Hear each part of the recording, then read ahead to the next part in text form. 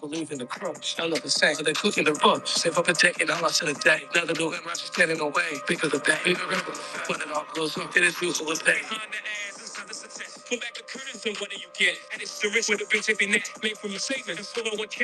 Give it to the other side of the trade. Socialize less, that's why we been the game. First to fall in this reckless war. You're just a pawn in the killing this game. Money talks and pay for the show. Pay for the crowd. Pay for the room. Pay for the media's long talk. And sort the truth. We repeat our mistakes. Sell us a dream that never delivers. Already and fees, including the tickets, siphoning funds from the mouth of the spigot. Blind leads are blind to the all complicit. Money is cheap and addicted to growth. Commingle the risks so nobody knows. A siren will go into a damaged collateral. Another excuse for oppressive control. The government capture with private play. Reapers are valued at the end of the day. We're calling for help, but nobody came. Bail us for poor and money deeply rots at the core. Don't believe intentions are pure. This crypto contagion stems from a system that incentivized fraud. Schemes get more complex. And fallible humans left unchecked. Playing the dark is how you get wrecked. Since our economy is a largely X. What would happen if we take our money out of its system? Why protest our labor when we can pull out our capital? Where would we be if our money and richness? Simply our holding purpose and power. How do we build a base? Replace the control interface with the will of free markets. Build an independent system to remove the risk of rush. Move the savings into that system so no one can ever touch it. All activities moving this way. With our own money, everything changed. We no longer positivity. Okay. Time giving a larger piece of the pie, forever yours to verify. Money is data to go with what investors keep scoring on politicians. Carbon capturing parts of the place. We lose the value at the end. So we can move value without being sensitive. Move on from gambling and saving. Move on from all the politics. Move on to the end of the internet. So we don't have to just be what they say. So freedom and wealth can be taken away. So we treat them punished. All the same. So content to the sun of this game.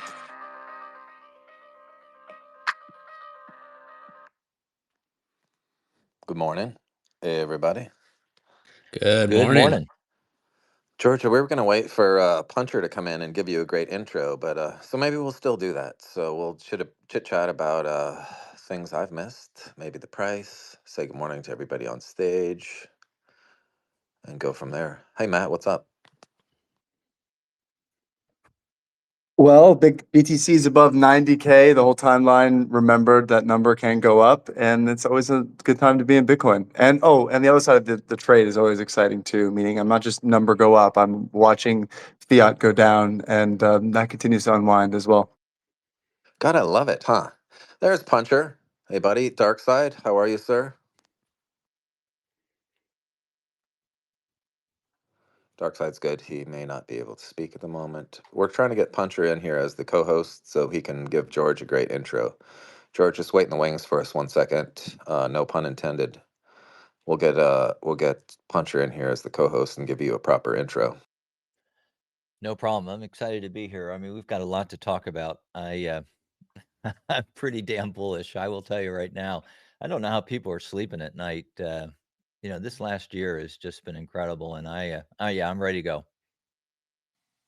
Hey guys, can you hear me? There he is. Sorry, buddy. I had sent you a link to co-host, but it wasn't working. So yes, sir, we got you loud and clear. We were waiting for you, sir, to actually give a proper intro to George. And just like that, we lost Lose him. him? Spaces, Darn man. it. Spaces. We got spaced out. We'll try him again here. Let me try to invite him as co-host. Do you want to? Yeah. Yeah, I mean, this 91 is great. I was on Friday, we had a long talk about the price movement, and my prediction was Tuesday would be our breakout day, so I nailed it. Been looking at it for about a week now, and I think if we can close above like 88.5 today and we get a green candle tomorrow, I think it's sunny skies. We're above the Ichimoku cloud, so that's my TA for the moment. Ichimoku. He's Yes. back. Puncher, can you Okay. hear us? Good, sir. Yeah, All dude, right. I'm glitching out like crazy. The last 4 minutes have been unsuccessful. Is George up with us? He is, right? George is here. We were actually talking, but we had not given him an intro because we were waiting for you. I am late. Sorry, Jethro. My apologies, No my problem, man. bud. I pride myself on my punctuality, but today it just wasn't in the cards. Um, so George, how do I know George? Well, I met George, as far as he's concerned, through Larry Lepard. Larry introduced me just through DMs to George, but I knew Jethro, and I'm going to call you Jethro. Is it okay to call you Jethro? Yeah, that's my call sign, bud. Okay, right. If you got, for the uninitiated, there were guys I flew in combat with that I knew for 20 years. They were in my wedding. That would be hard pressed to tell you that my name was Kevin. We go by call signs, and then that becomes your de facto name inside Fighter Squadron, and it's hard earned. But anyway, George is like, I thought I led an interesting life. George is currently a professional artist, but he's an ex oil field worker. He's driven a cab before. He was a miner. He was a police officer, and of course, he was a Navy fighter pilot and Top Gun graduate, and a Delta pilot and airline pilot. And now he's a hardcore Bitcoiner. And George has been on some podcasts. Robert Breedlove had him on his podcast, What is Money? And George did an outstanding job. For those who haven't listened, is just really great. George, you didn't know me. I was at NAS Oceana, and you were there stationed at one of the aggressor squadrons. Is that right? Yeah, I was up Back in the day? there in Fallon, Nevada, with the Top Gun, that adversary school they were running up there. Okay, got it. But did you ever swing through NAS Oceana at all? No, no, I was a West Coast guy. I stayed away from the East Okay. Coast. Yeah. Another thing you don't know, when you're in the Navy, you go to flight school with guys, and then if one guy goes West Coast and one guy goes East Coast, you probably don't meet up again until you're an admiral, if you ever make admiral, which George and I did not. But George is just an awesome advocate for Bitcoin. I knew some people who did know George, and it was very well respected as an instructor pilot and a leader. And we're just super happy to have you here, George. I miss anything or anything else you want to add? No, that covers it. I don't. Just one last thing I'll say is, all those different jobs, and I used to work in the oil fields too. I mean, I swear a lot. So if there are any little kids listening, you might want to put some earmuffs on them or something, because, and especially today, I mean, I am in a powerful mode here. I am ready to roll and rock and roll.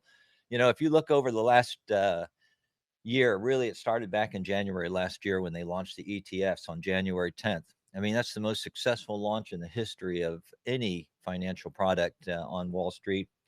And right now they've got 1.1 million BTC under holding. Yesterday was a massive inflow, almost 400 million. I think it was $380 million came in. And we are just kicking ass. And the other thing is,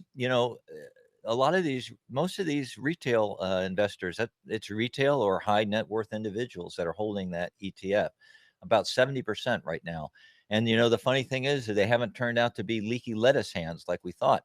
They actually have been holding through. There's been a strong underlying bid behind Bitcoin when it really should have sold off some periods. Every time it gets down into the certain time or certain price points, next thing you know, it's got a bid under it and it's coming back to life. I mean, it's an incredible story. I mean, there's so many things, just the fact that Gary Gensler's gone. I mean, he was such an impediment to the adoption of Bitcoin. His repeated denial of spot ETFs is why we had shit products like GBTC out there. And that's one of the reasons the last rally that we had in Bitcoin fizzled out, in my opinion, was that GBTC premium turning to a discount. And that shouldn't have happened. In court, first off, they were conducting illegal denials. The court found that they were arbitrary and capricious in their actions. And that's like a judge kind of bitch slapping you, telling you, you're off base here. And so, Gensler's gone. I don't know if any of you are familiar with who the FDIC head used to be. It was Martin Grudenberg. That guy was a real prick. I mean, he was there. He was with Obama and helped put in the framework for Choke Point 1.0. Then he stuck around and he helped implement it for 2.0. He's one of the reasons why Signature and Silicon Valley Bank and I can't remember the other ones. But anyway, he is one of the reasons why they were forced to liquidate. And so it's Silvergate, just, George, that's Silvergate it, Bank. Silvergate, exactly. And so, you know what? It's just endless good news. You look at Paul Atkins, new head of the SEC. He's all about digital assets, promotion, and new innovation. Hester Pierce, crypto mom. She's now heading up the crypto task force, and she's looking for adoption and how to help Bitcoin be incorporated in some of the rails that are holding it back right now. So choke point 2.0 is being dismantled. You got the president of the United States of America on television at his desk saying that he wants the United States to become he wants America to be the undisputed Bitcoin superpower. That's it. That's the quote, I think. You got Howard Lutnick. The guy's got hundreds of millions of dollars of Bitcoin, and he's already said, I expect it to go to billions. This is the Commerce Secretary. You look at Scott Bessent, you look at Bo Hines, the director, the Council of Digital Assets, and I'll quit in a minute. But the bottom line is all these people, what have they told you? First off, Bo Hines says, when asked how much Bitcoin does the U.S. want? Infinite. Well, Bo, I got news for you. There's not infinite Bitcoin, and you're going to have a real problem prying it out of people's hands because somebody like me, you know what? I hold my Bitcoin in a tight iron fucking fist. I mean, you're not going to get it away from me. So these people they're just not, there's so many things. Nation states stacking, sovereign wealth funds stacking, corporations stacking. It's repeal of Sob 121. For the first time in history last week, we heard it confirmed from Russia that they were using Bitcoin for international oil settlement. That's incredible. I better stop. This is going to be an epic rant. But the bottom line is, I think people are just not bullish enough. I love it. And it seems like all the poison is coming out of the system, whether it's Sam Bankman fraud or, like you said, GBTC, these impediments, these headwinds have all seemingly turned to tailwinds. And on top of all that, one of the things that we all heard from our TradFi buddies forever and a day was that it's a correlated asset to the NASDAQ. And that seems to be uncoupling as well. So, yeah, definitely. Don't jinx us, I know. punter. Well, yeah, right. I make the comparison to like leaving the Earth's orbit, right? You've got a gravitational pull that eventually you're going to escape from, and every time you just get a little bit further away. Every time you go around the Earth, you're a little bit further away, and then eventually you're detached. And I think that detachment is going to come if we're not already there. It's going to come very soon. George, we use a very free flow here. Got a lot of smart, experienced people here, a lot of plebs, a lot of people just listening in from TradFi to try to figure out what it is they're missing and are trying to put in the work to get to understand Bitcoin. Whereas, like most of us, we probably blew it off the first time. What do you think it is about your life experience that brought you to Bitcoin, and what is it that keeps a lot of people away in your estimation?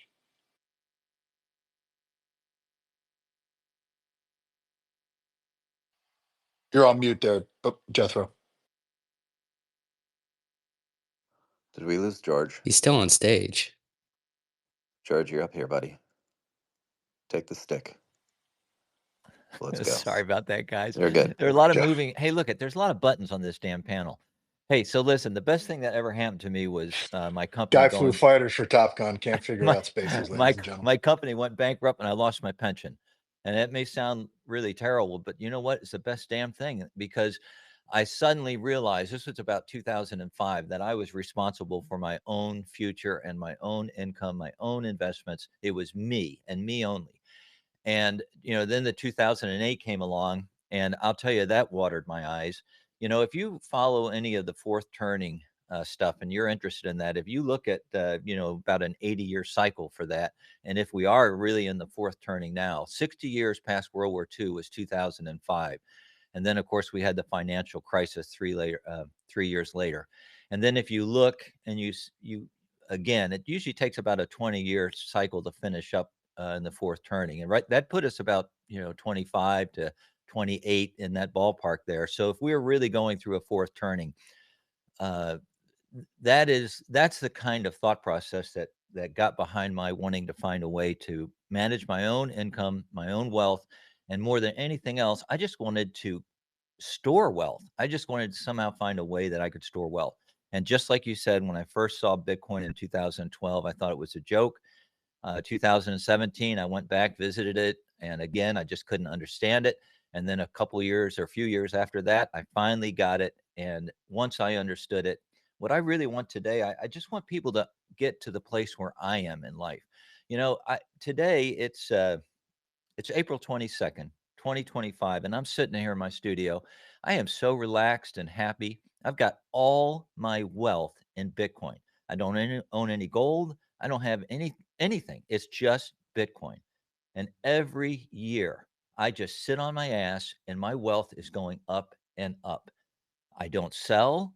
I don't trade. I don't do margins. I don't play with MSTY. All I do is just sit here because I understand what I own.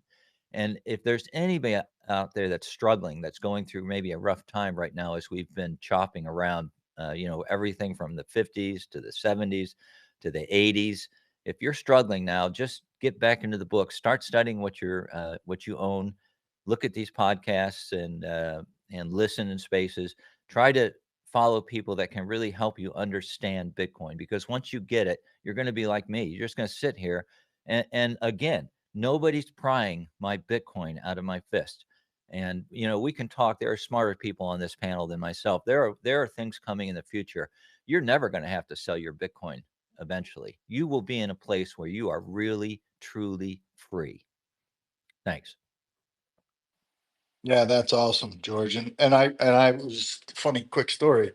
I was getting out of I left the Navy, went to the Air Force and an inter-service transfer to fly the Viper.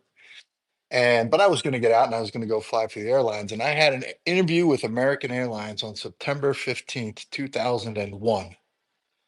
And I spent the next 3 months calling an empty telephone line because, the whole world, especially in aviation, had just collapsed. And then one day a woman, she must have been cleaning the floors at the office and said, "Baby, we ain't gonna be hiring for a long time. You should look somewhere else." So I ended up staying in the military. But what you were referring to was the pensions that got lost in the airlines, I believe. And what you realize is what might be the conservative way. I mean, as fighter pilots, Jethro, we basically did what we were told and followed a progression for most of our careers, at least in the military. And then obviously the natural progression was to go fly in the airlines after that. That was like the pot of gold at the end of the rainbow.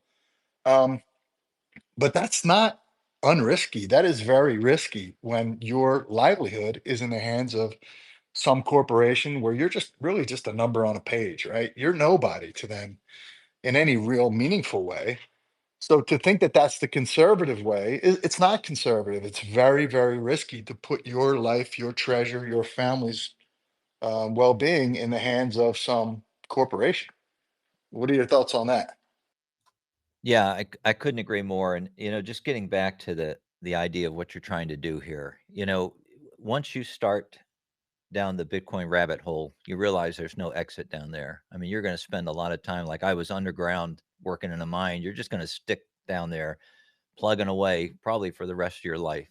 And that's good. For one thing, I understood after a while. I realized I never really understood what I know. I never knew how the game was rigged.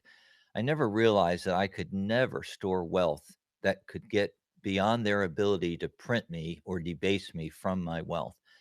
And we're all of us are trying. We're desperate. Whether it's property, real estate, whatever it is that we're trying to do, we're all desperate to maintain that wealth. And if you're young, you're trying to grow your wealth too. Well, you're never going to beat Bitcoin's cumulative annual growth rate over the years. It's just not going to happen. And not only that, there's the fact that when you hold Bitcoin as a bearer instrument, there's no counterparty risk. It's like a bar of gold, only you don't have to stick it up your ass to go somewhere. I mean, Bitcoin has, if you compare Bitcoin to gold as money, which Fidelity did a great job about 4 years ago, they came out with a report. It's an incredible report that highlights how Bitcoin runs circles around gold. The only thing that you can possibly say regarding gold is that it has a history of usage that goes beyond Bitcoin's. I mean, it seriously does, because it's, you're looking at around 5,000 years. And once you understand, though, how Bitcoin is superior in every aspect, that's why eventually I sold all my gold. And gold is on a run right now. And if you have any gold bug friends, make sure and give them a high five. Tell them, you know what, good for you. I'm happy, because most of those people are sound money people. They understand what hard money that can't be printed and debased is.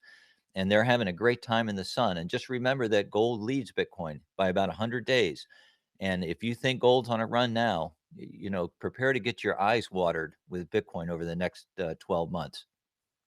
Hey, George, as Puncher alluded to, we try to keep it casual in here, let a lot of the listeners just interact and just kind of have a conversation. In that, we do have a couple of hands up. So if you do want to ask George questions or anything, just throw your hand up and we'll work you into the conversation. I believe Michael was first, if I'm not mistaken.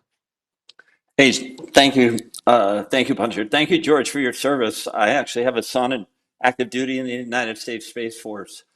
Curious to get your thoughts and feelings on Jason Lowery's software thesis. There's been a lot of debate and conversation relative to that, and if it's something that is a thesis or something that can be practically used by the DoD. Thanks. Well, I've read Jason's, I've read the highlights. I didn't purchase his thesis just for philosophical reasons. And I will tell you something, Jason, the points that he brings up have been brought up in the past. You can read a couple of people that I follow. One of them, Shinobi. I mean, a lot of these issues have been addressed. And I think the most important thing to understand here going forward is that we are going to be in wars over Bitcoin. Bitcoin is not going to end war. It's probably going to end the kind of war that we saw in Afghanistan and Iraq, where we can stick there for 20 years and spend $5 trillion by printing. Because eventually, when Bitcoin is the base layer to sound money, you won't be able to do that. But that's a long ways. That's decades away. And what's going to happen here is, in my mind, is that we are going to see a tremendous conflict over hash rate. And what I mean by that is if you own 1% of the world's hash rate, that means you can guarantee about 1.5 blocks per day. And imagine what I'm really talking about. Zoom out for a minute. Imagine these nation states out there, and as I mentioned, they're stacking Bitcoin. Well, you know what? You can stack all the damn Bitcoin you want as a nation state. Let's just say that you're pick any country you want.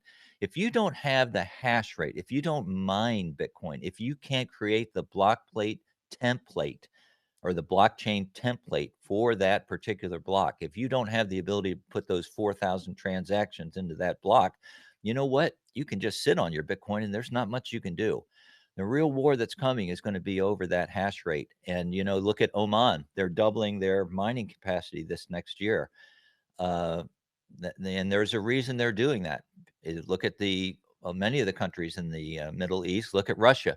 Russia's got a tremendous amount of hash rate for what their country right now. China. I mean, if you look at Antpool and you look at the different mining pools associated with that, they're going to control a lot of the template creation, at least in the current way things are set up. So I don't think this is going to be a peaceful revolution when nation states start to figure this out. And I haven't even touched on, I'm not going to go too long, but I won't even touch on the fact that I think corporations are going to do the same thing. Banks are going to do the same thing. JP Morgan's going to be mining at some point. MicroStrategy, now Strategy, they're going to be mining Bitcoin. Mark my words on that. Outstanding. And we got Thomas. Hey guys, if you could repost the space, get it out there, let everybody know we're having a great conversation. That'd be appreciated. And Thomas, go ahead, buddy. Hey, George, thanks for being here. Hey, you mentioned the fourth turning. I would say I'm also a big supporter of that thesis by Strauss and Howe that came out some 25 years ago or so. But anyway, the dates you have around 25, 28 being the end of the fourth turning, which ends in a crescendo of crisis, and it feels a lot like that's happening right now. I'd be interested in your thoughts on, to me, I think Bitcoin is the asset for the next age, the next seculum. And the first turning starts 2029, 2030 or thereabouts, but within 5 years, and we move into a new age. And it feels like Bitcoin will be foundational to that. And it's a rising in ascendancy in this fourth turning. I'd be interested in your thoughts on that and how you see how this fourth turning ends, and what do you think emerges in the next first turning? That's a deep question. Just remember again, I'm like an 80 IQ pleb here. I mean, as punt, as somebody mentioned before, my whole career has just been working. I'm a working man. I'm a guy in the trenches, and I've spent my whole life just working. The only knowledge I have right now is just from study and reading, and just constant involvement in understanding Bitcoin and macro. So everything I say, just take it with a grain of salt. But yeah, I'm really concerned a little bit about where we're headed, because if you follow that theory, you know that most of those conflicts end in some kind of a war. And I don't know if it'll be a kinetic war. I don't know if it's going to be a war that escalates over these tariffs. I have no idea. I don't think we should discount gold in this period. There's a reason why gold is up where it is. If you look at the turning point for gold, it occurs in the spring, February of 2022. And you can go onto the charts. I posted one the other day, and that is the point where Bitcoin accumulation really takes off, and for nation states. And I'm talking primarily China, India, and Russia. Their central banks have been stacking a lot of gold, and China is very obscure, and they obfuscate their holdings, how much they actually have. Nobody really knows. But nation states, I mean, the gold has the history. It has that more universal acceptance, if you will. And so I think nation states are going to continue to stack gold, and they're going to continue to use it as a almost like a CDS or a hedge for an uncertain future going forward. But we all, almost everyone here that's in this panel, and remember, we're like little kids here. We're all in a circle talking to each other. So we're probably not getting a lot of outside feedback. But the bottom line is we understand that Bitcoin is superior, as I mentioned earlier.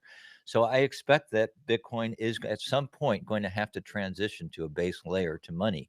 I think it could take decades. The dollar itself, people have asked me this before. I don't think the dollar's going away soon.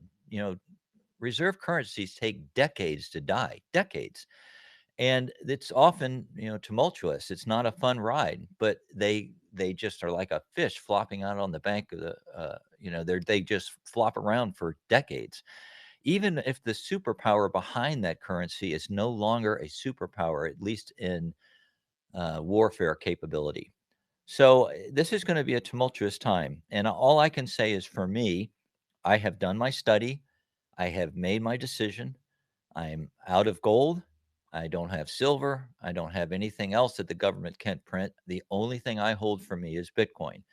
And I can't say anything other than that. So, George, one of the great things, I first got into Bitcoin. I just got lucky. Somebody mentioned to it that was smarter than me, and I respected them. And I didn't get it at all. But they were, he was a pilot, and his call sign was Gadget. And this is the kind of guy who you'd walk in to the ready room in 2006, 7, and he'd have his iPhone pulled apart, and he'd be soldering pieces together to give it additional feature functionality. I think that's the level this guy was.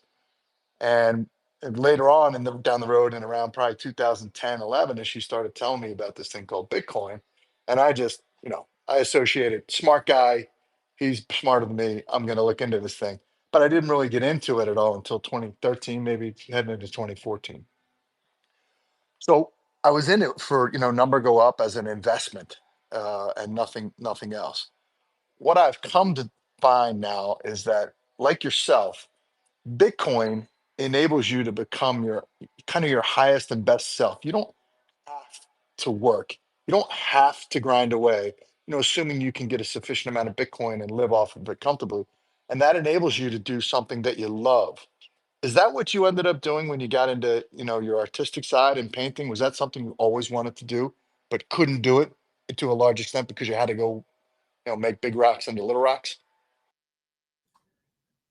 Everybody that's listening right now, this is one of the most important points that I'm trying to get across to people. And if you've been following me on X, I've been posting a lot of things about what's called the Bitcoin life.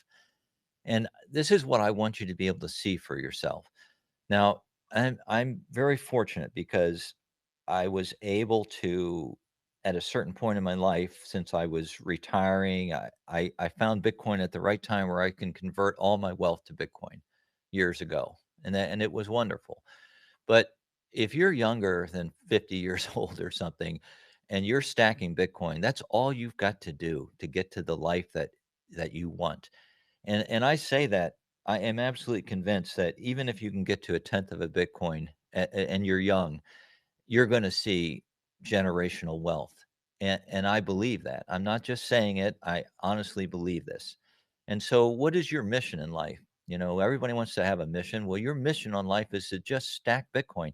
You know, even if you're young and you get a certain amount of Bitcoin, what are you going to do? You're not going to sit on your ass and eat donuts or something. You're going to do things. And so you've got to figure out what it is you want to do.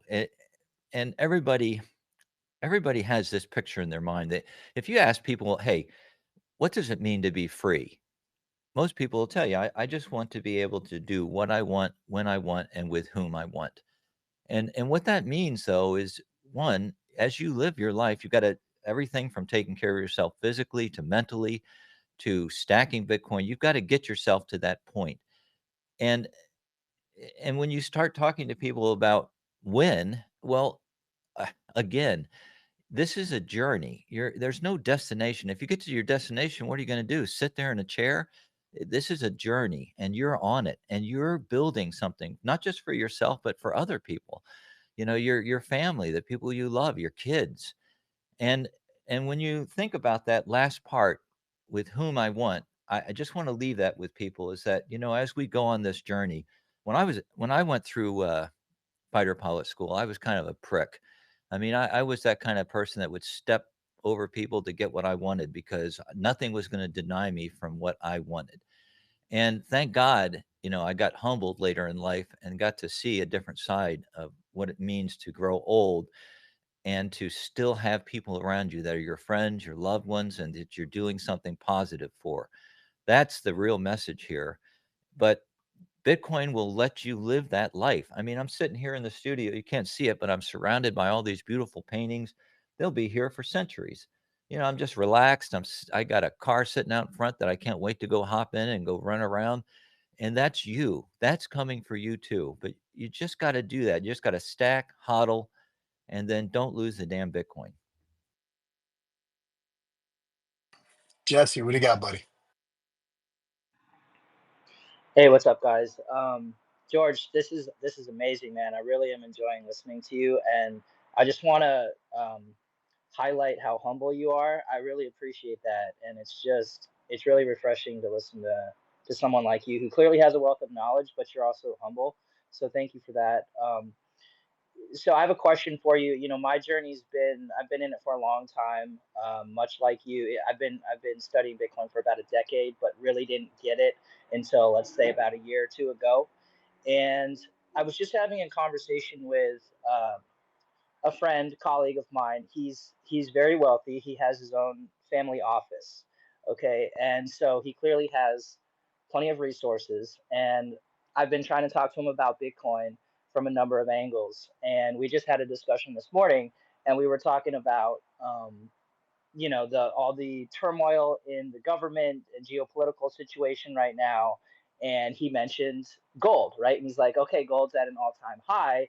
And his thesis or his argument was, this proves that Bitcoin is not a store of value, and that maybe Bitcoin is a little risky still. And he, you know, and so he doesn't want to get into Bitcoin yet. And I'm sure you are shaking your head, and I was frustrated. I'm sure everyone on the panel is shaking their head. So my question is, like, how do we speak to people like this who maybe aren't as far into the journey as we are, and try to just explain? I took a shot at explaining to him my view, but what would you say to someone like that? And you already mentioned the 100-day follow off of gold and your expectation for Bitcoin to rip, and I fully agree with you. But how do we talk to someone like this who maybe doesn't have as deep of a knowledge as we do? Well, thank God for your buddy there because that's just who we want to that's just who we want to bypass Bitcoin. And I say that because I don't know. eh, There are some really smart people on this panel, and I'm again, I don't think I'm necessarily one of them, but I suck at orange pilling people. And you know, I've alienated family members. I've got, you know, probably if I stood up at Thanksgiving and started to make a speech, people would just maybe leave the room. So I don't I'm not good at this, but I will tell you one thing I have found is that the person that you described right there, that is the person that I don't even waste my time with anymore, because they are very certain of their thesis. They're usually operating in a system that's rewarded them. So they don't have the need that you and I and other family members that do. You and I, we need Bitcoin. We don't have a close connection to the money faucet, the Cantillon effect. We actually are working for what we're getting, and that takes hard work. I mean, when I say nobody's going to pry my Bitcoin from my fucking fist, I mean it, because you know what? That was work for me. You look at somebody that's out there working today. I don't care. They're just changing the roof on a house down the way from me, and those people are working their ass off. And that's time and energy. And what do I want to do? I just want to take that and store it across space and time. And so people like that probably won't get it. But one of the reasons I keep trying with other people is because they're not that fortunate, and they don't understand what's going on, and they don't see the rug being pulled out from underneath them. And those are the people that I really concentrate on. And one of the reasons I never did podcast or talked at all, I still don't like it, kind of, but I just think this is so important. I and like I said, over the last year, I've just my life has changed somehow. It's like everything just came together, and I'm relaxed and I'm happy, and I realize it's because of Bitcoin. I'm the same person I was last year, but now that I had this new understanding of where this is going, and I'm telling you right now, you just don't know where this is going. I mean, it's going to be so powerful. It's going to water eyes, and there are going to people, they're looking for a chair to sit down when they start looking at what the numbers are going to be going forward. Mark my words. Anyway, I don't know if I can really answer that. I tried, but it's not one of my strong points. No, I think it's a great answer. I really do.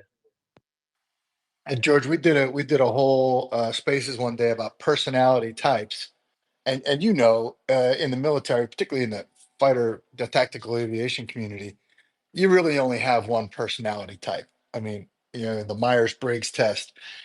You find that you're sitting in a ready room full of guys that are just like you, and that's by design. I've found that my military slash fighter pilot buddies are way easier to orange, and I'm trying to put my finger on it, but no one ever goes into the military to become wealthy, right? You don't, you're not poor. You have everything you need, but you're not generating wealth in the military. That's always a future aspiration for you. So I think to a lot of extent that's something. Plus the personality type happens to fall right into the people who are more likely to accept and adopt Bitcoin. But I think the experience too. I mean, in combat or in war, if you hold on to something, an idea that's unsound for too long, that could have very dire consequences. I mean, you try to keep an open mind. Well, Apologize, but Puncher, you're coming in and out of the black hole. yeah, So my you're wife keeps calling me, not knowing that when I don't answer, it means I can't answer. But I don't know if you guys have that same situation sometimes. But anyway, have you you know, found any of your buddies in the military, George? Have you tried to orange pill them, and to what success? no, no, I haven't. But I will say something. Ego. As I mentioned before, I was carrying around a big ego. I had to get a wheelbarrow to haul it around sometimes, and that was common. I mean, that's what the fighter pilot community is all about. When I went through Top Gun, most people won't believe this, but one of the most important lessons that they teach in Top Gun is they teach you how to talk to other pilots in a debriefing, and how to manage egos, and the fact that sometimes the outcomes in a particular dogfight, we used to call it air combat maneuvering, but dogfights, it doesn't work out all the it doesn't work out all the time for your opponent. I mean, I was doing that every day, and I'm telling you right now, if somebody fucked up, I'd be on their butt. I'd be on their six in a heartbeat. And it's hard. You come into a debriefing room, so you got to manage all these egos, including mine. But like I said, the best thing that ever happened to me was getting my ass humbled, and it happened in 2005. I don't want to discuss what happened, but the bottom line is, I was never the same. Best thing that ever happened to me. Again, just like, what? Delta going bankrupt, losing my pension. Best thing that could have happened. Great financial crisis, same thing. Having my butt handed to me, best thing that ever happened to me. So it's difficult. The people that I can't stand are people like Peter Schiff. You can tell that I have a strong respect for gold bugs, and I believe in gold. I've held gold. I was a Milton Friedman guy. Gold rocks for me. But a prick like that who is not just wrong, but is so unwilling to even do the exploration and understand what it is he's missing. I don't have much respect for people like that. And just real quick, just as an aside, I won't take too long, but when I talk about gold, you look at the last part of the 19th century. That's often called, the second technological revolution, and we were on a gold standard. What did we develop then? We developed Bessemer steel, which is a hardened steel, and then skyscrapers. We put in elevators in the skyscrapers, and then we made ocean liners out of the steel. We came up with new steam locomotives. And then the diesel locomotive, we came up with internal combustion engines, the assembly line, automobiles, airplanes, transcontinental railroad, telegraph, wireless telegraph. And then we strung a cable across the ocean. We did all of this while we were on gold, sound money, telephone, light bulb, what the hell else? Photography, phonograph, all kinds of crap. X-ray, sewing machines, plastics. And, in our agriculture, we came up with the reaper, the columbine, the tractor. All this stuff happened while we were on sound money. And that's our future. That's why, this is going to be an incredible future once we get through this really difficult period. And so, again, if you're listening out there and you got people you love, maybe they think you're the crazy uncle like me, but you know what? Maybe you should just stack for them. Just stack some stuff for them. And you can always just get a hardware wallet and stick some Bitcoin on for somebody you love and never tell them about it because they'll lose the damn thing. And then you'll be set. Some Bitcoin pilot with a new avatar. How you doing, buddy? Hey, Puncher, how you doing? Hey, George, how are you? I'm doing good, bud. Fantastic. I just wanted you said something there that I thought was interesting because, I mean, a lot of what you said is interesting, but specifically, the things you went through that were really hard and it made you better. Like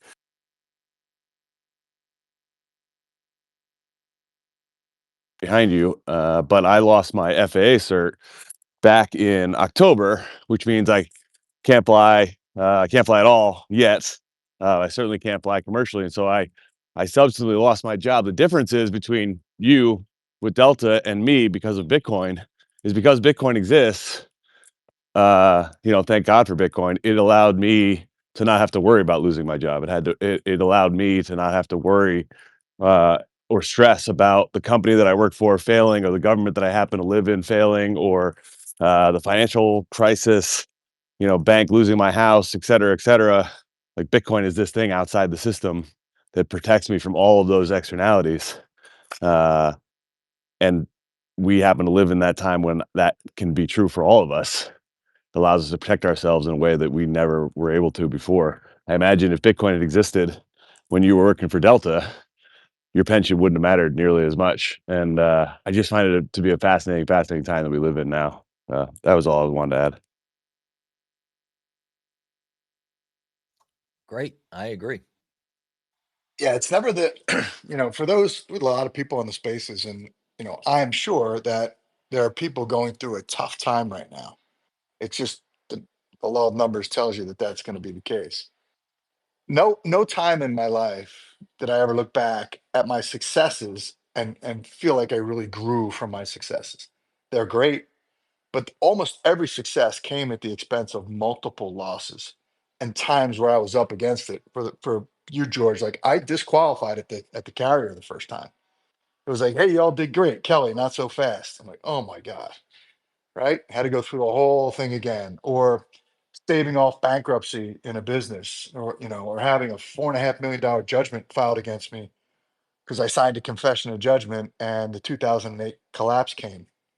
All of those really, really dark times, hard times, those were the times that define me now and make me somewhat anti-fragile. So if you're going through those times now, just just keep getting up and keep fighting. I mean, the difference between somebody who gets through it and somebody who doesn't is the guy who gets through it just keeps standing up every day, gets up, does what has to be done, fights, slays the dragons every single day.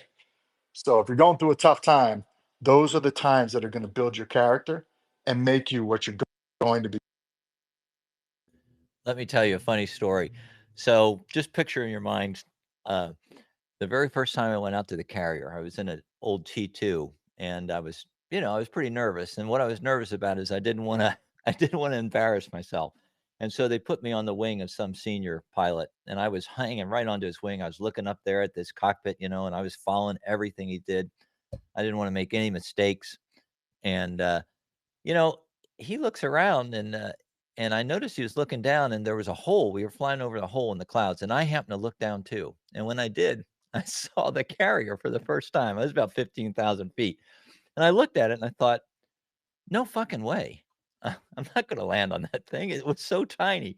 And I mean, I was so puckered up, I could have sucked up the seat cushion through my ass. And so I thought, this is not going to go well. But I actually did get through it. I mean, I was lucky. I got through it, but I didn't water any eyes. And at the time I was really kicking ass in the Navy community. I had a lot of private pilot flying, and it was coming back to me really naturally and stuff. But you know, the bottom line is that the more you screw up in life, it just seems like if you're willing to look back and listen and learn, then you can get some lessons that'll carry you through the rest of your life. I mean, that definitely is happened with Bitcoin, and I honestly think that Bitcoin's almost programmed to do that. I mean, that you look at what happened over the last 2 to 3 weeks right now. The average short-term holder cost basis is 93,000 a coin, and they've been underwater. And surprisingly enough, a lot of them have not sold. I'm starting to think that the things we're doing here today, this kind of education, this kind of talk, the podcasts, the different articles that are coming out, the books like Larry Lepard's Big Print, these things I think are starting to help people understand what Bitcoin is and to be able to hodl. Because again, I'm shocked that Bitcoin has done as well as it has in these periods of volatility. But anyway, yeah, that's all. Yeah, sorry, I don't know where I cut off. I was going off on a diatribe, but not sure if you guys caught that. I'm back up. We got Dark Side, Gary. You guys got anything? George, love your viewpoint, buddy. I think this is Gary Cardone, by the way, the perspective on letting Bitcoin work rather than constantly chasing uh, accolades and trophies and mentions and Reuters. Like I've been working my ass off my whole life, and it's like I can now finally think. I don't have to go to every trade show because everyone else is going. I can literally say, how do I want to utilize my time today for the greatest value to me and my family and maybe even the world around me? And it's really, it's a little bit like, I think it's an experience unless you experience it yourself. It's too far away from the reality that I grew up in of being in a lot of activity constantly. Um, I've had to learn. In fact, it's the hardest thing for me to do to sit on my hands. So really appreciate your viewpoint on just sorry you up to allow you to enjoy the time in your life, and that's really spectacular value. Thank you very much, man. Oh, you're welcome, Gary. And I'll tell you that what you said really resonates with me because that's probably the biggest change I've noticed in my life. And it's I don't think it's about how much Bitcoin you own as much as understanding what Bitcoin is. But once you get it, I mean, you just start to breathe differently. You're just, you start taking care of yourself physically and and working out and just enjoying your life, and you start to treasure the friendships that you have and the people around you. And I'm very grateful today. I really am. I see we've got a hand in Chodel. Hey, Captain. Appreciate your insights. First question, just out of curiosity, how many hours in the left seat? But the real reason I'm raised my hand is I was hoping you could go into. Sorry, I'm working out. Your hash rate insights about countries and sort of that sort of warfare, if you will, that you think is coming. Thank you. Well, I don't, I actually don't know how many hours I've got in the left seat. I really was into motorcycles all my life. I was just one of those people that was always on a bike. And then about 10 years ago, I really hurt myself. I had a traumatic brain injury. So it ended my career. And, I don't think I've looked at my logbook since then. So I don't know. But getting back to hash rate, this actually is a pretty important issue. And I'll tell you right now, this is going to be something that people are just not aware of this, but it's going to happen. And I mentioned to people not long ago about when I first started doing podcasts just recently, one of the things I was hitting on was people need to understand how to consolidate UTXOs, because that space that I was discussing before, the template itself, that you build and put those transactions into, that is going to become hallowed ground. We're going to fight over that. And think about what I'm talking about. You produce 53,000 blocks in a year. You can stick 4,000 transactions in a block on average. That means every one of those transactions is going to become precious. It's going to become very expensive as time goes by. Again, when I talk about, say, JP Morgan or strategy, and I've been for a year and a half, I finally understood. A year and a half ago, I understood where MicroStrategy was going. They are going to become the world's largest bank. And I don't mean a bank. Don't think of some little bank I'm talking about a financial institution like JP Morgan, but on steroids. And when they have all of this, we'll stay focused on Jamie Dimon right now, or Jamie Dimon and JP Morgan. Let's just stay focused on them. Imagine that they are with their customers, promising them certain amount of transactions per year, per month, whatever. They've got to have those transactions available. And at first, they may try to buy that. They may try to buy it through miners. But the bottom line is somebody smart enough in that company is going to say to JP or to Jamie Dimon, they're going to say, hey, we need to do this ourselves. We need to be mining. And the reason is we will control the block. We will actually be able to put in the transactions that we want to. And we'll make sure our customers come first. Well, actually, even if we can get a certain amount of percentage, say they get, a 0.25%, that means they're going to have probably a block every other 2, maybe 3 days that they can include transactions in. So if I'm correct here, and you picture these nation states doing the same thing, what do you think is going to happen as these nation states begin to realize that, again, you can have all the Bitcoin you want, but if you can't do something with it, you're toast. People made a lot of fun of Trump when he said, I want all Bitcoin mined in the United States. And I thought to myself at the time, well, I'm sure he doesn't really understand what he's saying, but maybe he does. I don't know. But I think that going forward, this is going to be a real issue. And, mark my words, as Bitcoin takes off, we haven't seen anything yet. But as Bitcoin takes off, when it gets up into 2, 3, 400,000 a coin, and people are finally starting to come into Bitcoin in FOMO, real FOMO, that's when this discussion is going to start hitting the airwaves. Russell. Is that me?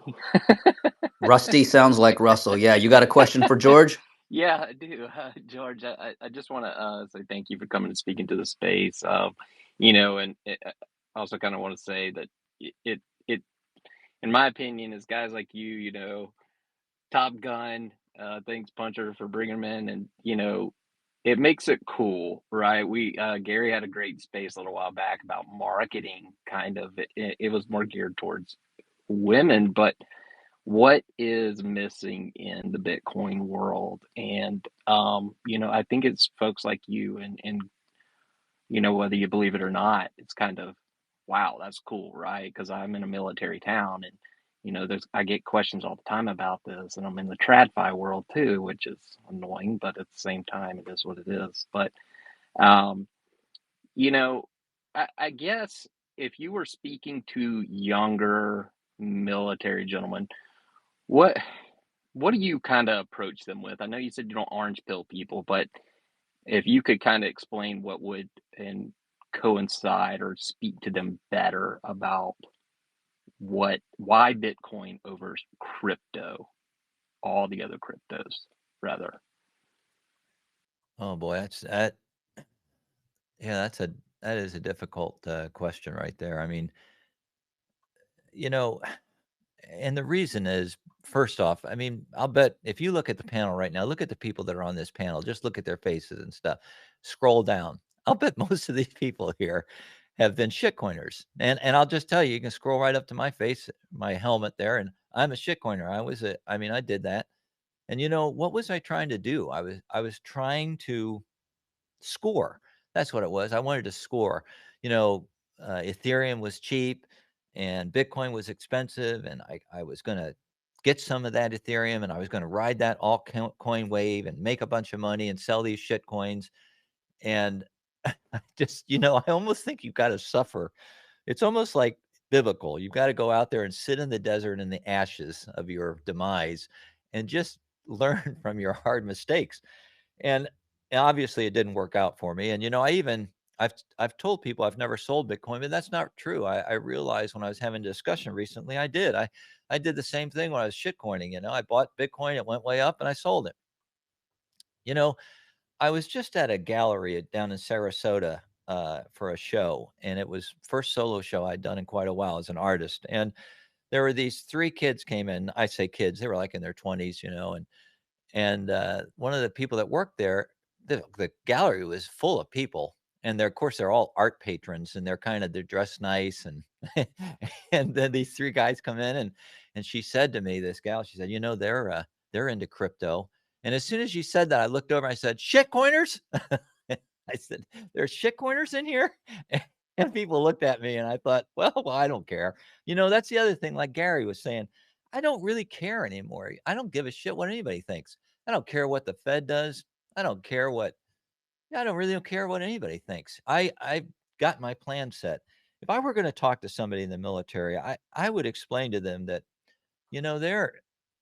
they're giving their all. I mean, they're actually serving their country. They're earning every dime they get. And if you can somehow make them understand that they can never relax. No matter how much money you make, no matter how hard you work, you can never relax, because these people, they'll print the rug right out from under you. They'll pull you when you're not expecting it. And all it takes is one mouse click money button. And the next thing you know, you've lost 20, 30, 40% of your wealth. Look at what they've done since 2020. One thing I did say recently to somebody is I asked him, we were talking about Bitcoin and why I'm in Bitcoin. And I just asked him, I said, well, do you ever worry about inflation? And of course, you can imagine the answer. And I said, well, I don't. I said, I never worry about inflation. It's meaningless to me. That's not my unit of account. I didn't even use that word. I just said, I don't keep my money in dollars anymore. It was in fact, I used to be a cop, and it was a cop I was talking to. And I just told him, I said, I don't keep in my money in dollars. None of the cuck bucks. Nobody can pull me. I keep my money in something that goes up every year, and I can prove it to him. I can actually just sit there, pull the numbers up, and prove it to him. So I guess if you had a bunch of military people, you could maybe say something like that and put up a slide. Just show them on a slide. I mean, most people respond well to visual images, and I best of luck, because I'll tell you right now, anybody that you can convince to just start stacking Bitcoin, I mean, you've made a legend there. I really appreciate it. Thank you so much. Well, George, one of the things that you have to overcome with particularly guys who've been in combat and have absorbed a narrative that they've been told forever is, Bitcoin opens your eyes to a lot of things that make you realize that some of the things you may have believed before are total bullshit, right? And when you serve for 25 years like I did, and other guys who served much longer, you start to see the world differently. You start to see nation states differently. You start to see war differently. And then you start to realize that maybe the reasons we go to war aren't the reasons we were told that we were going to war. And so there is that thing to overcome, but it's almost like the scales get removed from your eyes. I'm a believer in Jesus Christ, and it was very similar when I came to God. I'm not. There are religious aspects to Bitcoin in some way. I mean, it removes a lot of the scales that were previously in front of you. And curious if you felt that way at all or had any thoughts on that. Well, does that bother people sometimes when you look back? It does me sometimes. Yeah, you're right. I mean, so the more that I studied Bitcoin, the more that I started going down the rabbit hole, the more I became involved in studying macro wars. You know, I'm reading right now a great book on the Roman Empire. I don't know why guys love Rome, but we do. I just love Rome. I just finished Rubicon by Tom Holland, and now I'm on The Storm Before the Storm. I just finished it. Great book. But what I was going to say is that the more you study and the more you read, it becomes almost an uncomfortable feeling to look back at some of the things that you participated in and that you believed in. Yeah, I'm very well aware what it was like during the Gulf War and the bandwagon that we got on, and the fact that politicians use the flag against us. They wrap themselves up in the flag and they tell us a narrative, and then we continue forward with it. And that's a really difficult thing. And you know, you got to be really careful when you're talking to people that have served their country and maybe given up a lot for that, because you've got to respect that. What they are is they're those warriors in the trenches. The problem is that sometimes the generals that are in the trenches with them, well, not with them, but the ones who are directing these conflicts often don't have the best interests of both our country and the soldiers, in my mind. This is just my opinion, uh, in their best interest. And it's a really difficult. I mean, if you look back, God, I don't know if I want to go down this road. You know, you just look back at some of Please do. look at some of the narratives we were told. Do you remember Iraq? Do you remember why did we go into Iraq? Well, we went in there because of weapons of mass destruction. Well, why don't you, somebody here right now, why don't you find me one of the photos of those weapons of mass destructions, the WMDs that we found? Show one, post one for me. Instead, you know what really, Saddam Hussein did not want to pay in US dollars. He didn't want to follow the petrodollar system anymore. He tried to have a change of heart at the end before, the end. But the bottom line is, and then if you just look at again, look at us being in Afghanistan for 20 fucking years. You know, there are some people here probably have followed and studied World War II, and you realize that we were a nation in a world conflict that spanned the entire globe. It took all the resources of countries. It devastated them, many of them. And yet, we ended that war in 4.5 years. We spent 20 years and $5 trillion in two wars that we would, in my mind, could never have done without being able to print money. This is the ultimate hope for me, is that somehow Bitcoin can get us out of this loop, and that we can hold people accountable to their narratives, and that people like ourselves, like, again, just look at the people that are on this panel, look at yourself right now. You are a different person than most normies. You question things, you don't accept narratives, you don't you don't trust, you verify. All of these things can prevent a lot of harm going forward, and our country can become stronger. I mean, we can become a great nation. I am so bullish for what's coming for our country right now. All we have to do is get through this really difficult period here over the next 10 years, and we are going to be, on a great trajectory, in my mind, to continue being just a terrific, a great country, and really a superpower if we do this right. Yeah, you're right, George. I used to be like a bull in a china shop with my military buddies, particularly guys that I love. I mean, guys that I was in combat with that I would take a bullet for. But you have to be careful, right? I gave them the whole Bitcoin narrative, then I gave them everything we thought we knew was bullshit, and they were like, it was just too much.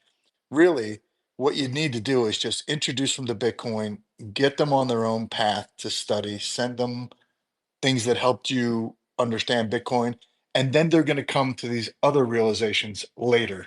You can't force feed it down their throat.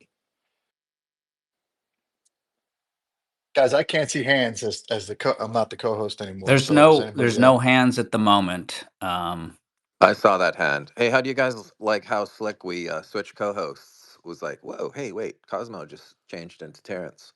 No, I'll Very interject a little nice. bit just because I used to really like George and I love him.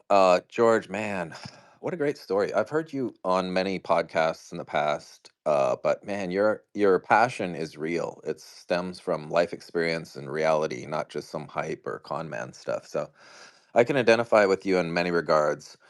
I tried many different things and have had many different jobs. I have some hours in the left seat if a Cessna counts.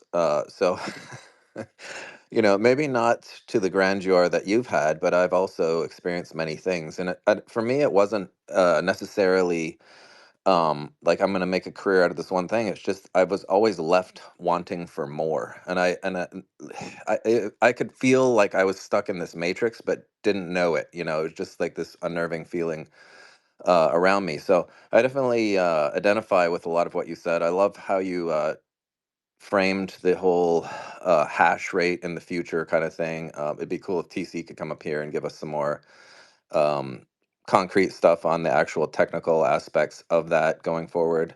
But no, I've been really enjoying this just as felt like a listener, just absorbing all this info. So I really appreciate it. With that, we do have a female voice in the crowd. Terrence, I see you come off mute. Go ahead, buddy. Take it away. Oh yeah, I was just gonna say we have unsupervised, and then after that, shapeshift. Great to hear a Unsu- female voice because we don't get enough of those on this you, stage. you don't know if it's a So female voice; you just see a female picture. It is. sorry. It's a female Yay. voice here. Hey.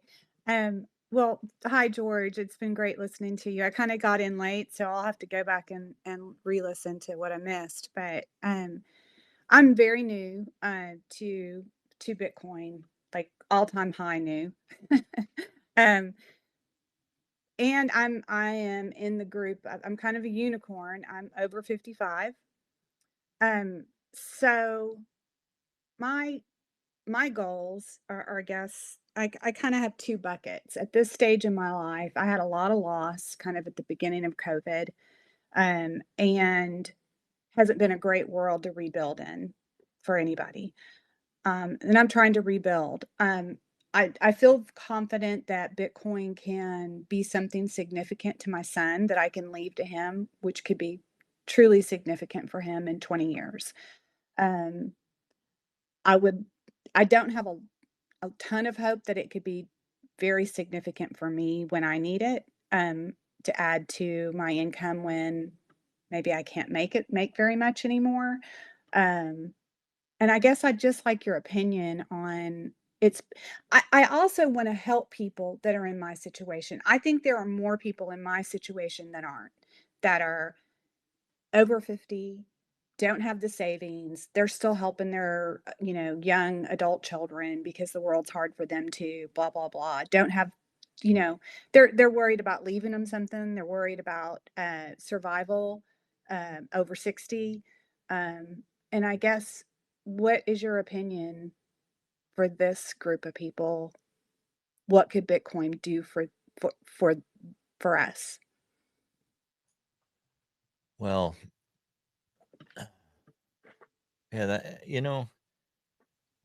it's a it's a shame to see, what's happened to our country over, like say the last 20 years, really from 1971. Uh, if you look at the disparity or the concentration of wealth and the charts associated with that, it's depressing. And I really feel for people that are going through this. I've got young kids too, and it's just a struggle for them. And eh, sometimes I don't know how to explain to them. It's like when you start thinking about, well, what is the future? And right now, like I said, this is going to be a very difficult time. I think that we're going to go through. Let's put it this way. I think it's going to be very volatile, and sometimes it's going to be very confusing, especially for people that are just getting into Bitcoin like yourself. I will tell you that there is a difference to this cycle that I've witnessed personally, and I don't know if other people on the panel here, if they agree with me, but I'm starting to lean to the fact that although I've been a 4-year cycle guy and followed all this very closely and have models that I follow, I'm starting to just drop them.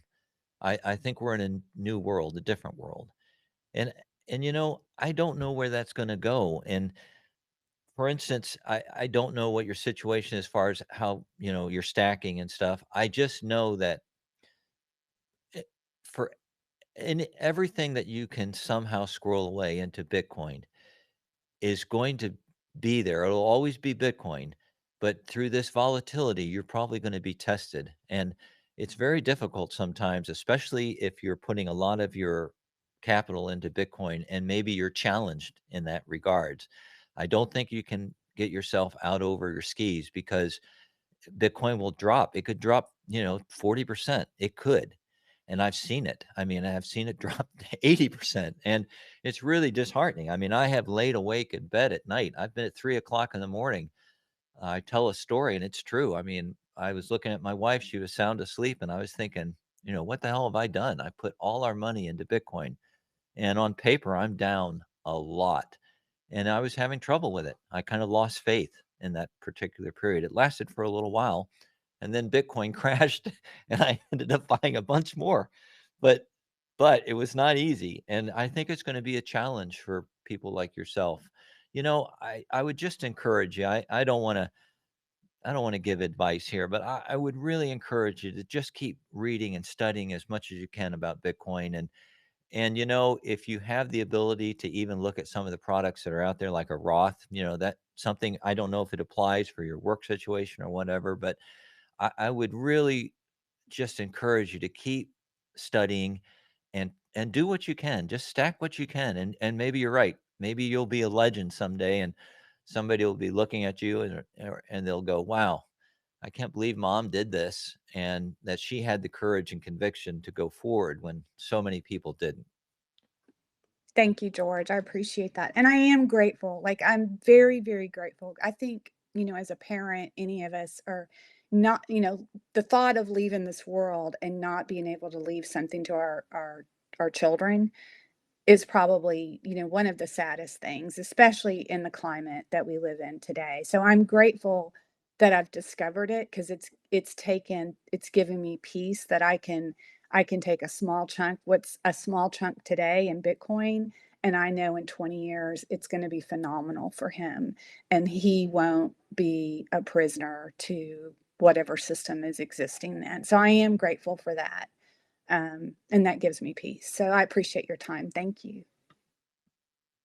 You're welcome. Let's go to Shapeshift and then Manny McDonald. GM, guys. I'd like to go ahead and state some obvious things so maybe we can refocus. We are only here for a couple 3% of colonists that fought off the British to become America. I think now that we're in the age of information and we are at a vastly small percentage of Bitcoiners that understand this opportunity, and it's our task to educate the others. Shapeshift was built for this, to help the shitcoiners transition into Bitcoin. We should respect our forefathers. I give ultimate respect and gratitude to Puncher and George, and for those that got the balls to sign their name on the contract to fight for our country. We are only but a few 100 million people in our hemisphere. There's a vast amount of other people on the other side of the world. I think we can fortify ourselves and the rest through mutually assured self-preservation in mathematics, which is found in Bitcoin. Satoshi made Bitcoin for person-to-person value transfer. No disrespect against people that want to hold ATFs and covet their IOUs, but Shapeshift is here for those to self-custody and experience the true freedom of being self-sovereign.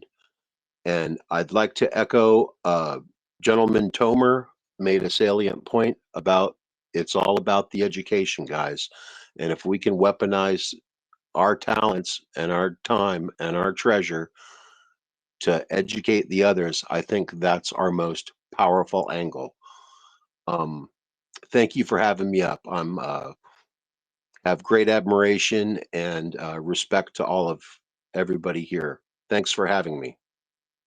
Thanks, Shape. Let's shift to Maddie. Did you do that on purpose? Hey, Shape so shift. I like it. Anyway, sorry, Matt. Yeah, yeah. No, he's a real He pro. is consummate Oh, professional. I admired it too. Yeah. I admired it too. So, to the last speaker or two speakers ago's point, and sorry for the background noise. I'm in New York City right now, and every day, but also right now. Anyway, you can't control your income as much as you can control your expenses. And even though it's late in the game, it's never too late to dump out your last 90 days of credits, debits, ACH, any movement of money. That doesn't matter how small. Dump it into a spreadsheet and then categorize it across like 5 or 6 categories, and really understand like where your money is going. And you'd be surprised, but most people can truly cut 30 to 40% of their monthly spend like that. There's a lot of vampire expenses, subscriptions you don't use anymore. Bullshit, frankly. Like I saw how much food I was getting delivered, and I found a subscription service to cook meals for me like a chef, and then have the stuff delivered just to reduce my spend, so I could spend less on calories and more on stats. So yeah, I would start by inspecting your own spending, and then you can work from there to start building more wealth engines once you have a better understanding of where your energy is going. Matt, do you always join spaces when you're playing dodgeball? Hey, Gary, see your hand up. If you can dodge a wrench, you can dodge a I ball. think Yeah, Good he's one. dodging hey, Ubers and taxi I wanted cabs. to address the lady that spoke, about investing in Bitcoin and what you can and can't do. I ran some really rough numbers. $500 a month. Okay, $500 a month invested into Bitcoin over a 5-year cycle would generate $78,000 if we keep the CAGR as it is. She then said something about leaving, 20 years, you don't want to leave your family with nothing. And I really, really dig that. Uh, Over a 20-year period with a 30% CAGR, it's $4.7 million. It's very difficult for me to understand, unless you're a quadriplegic, how somebody couldn't make an incremental $500 in cash a month. I really, one, like cutting the vampire expenses, the Visa, the MasterCard, all those fees, brilliant suggestion. Stop feeding the parasite. But $500 a month, 78 grand in 5 years, and who knows? Like a 10-year, it's probably going to be at close to $1 million, and over 20 years, it's 4.7. That's a very good return and it allows people to go out and continue to create, whether it's producing money or creating art, just for the joy of it. Anyway, I just wanted to give her some hope there. George was talking about something. I was on a call with one of the fellow plebs listening now, and was just talking about, somebody who is, if you've been in Bitcoin for a while, you're starting to get to the realization that you can do some of the things that you only dreamed of earlier. And so it's like, what do you want to do? I was telling the story of buying a one-way ticket to Hawaii because I had been there and it was just like a fantasy land to me.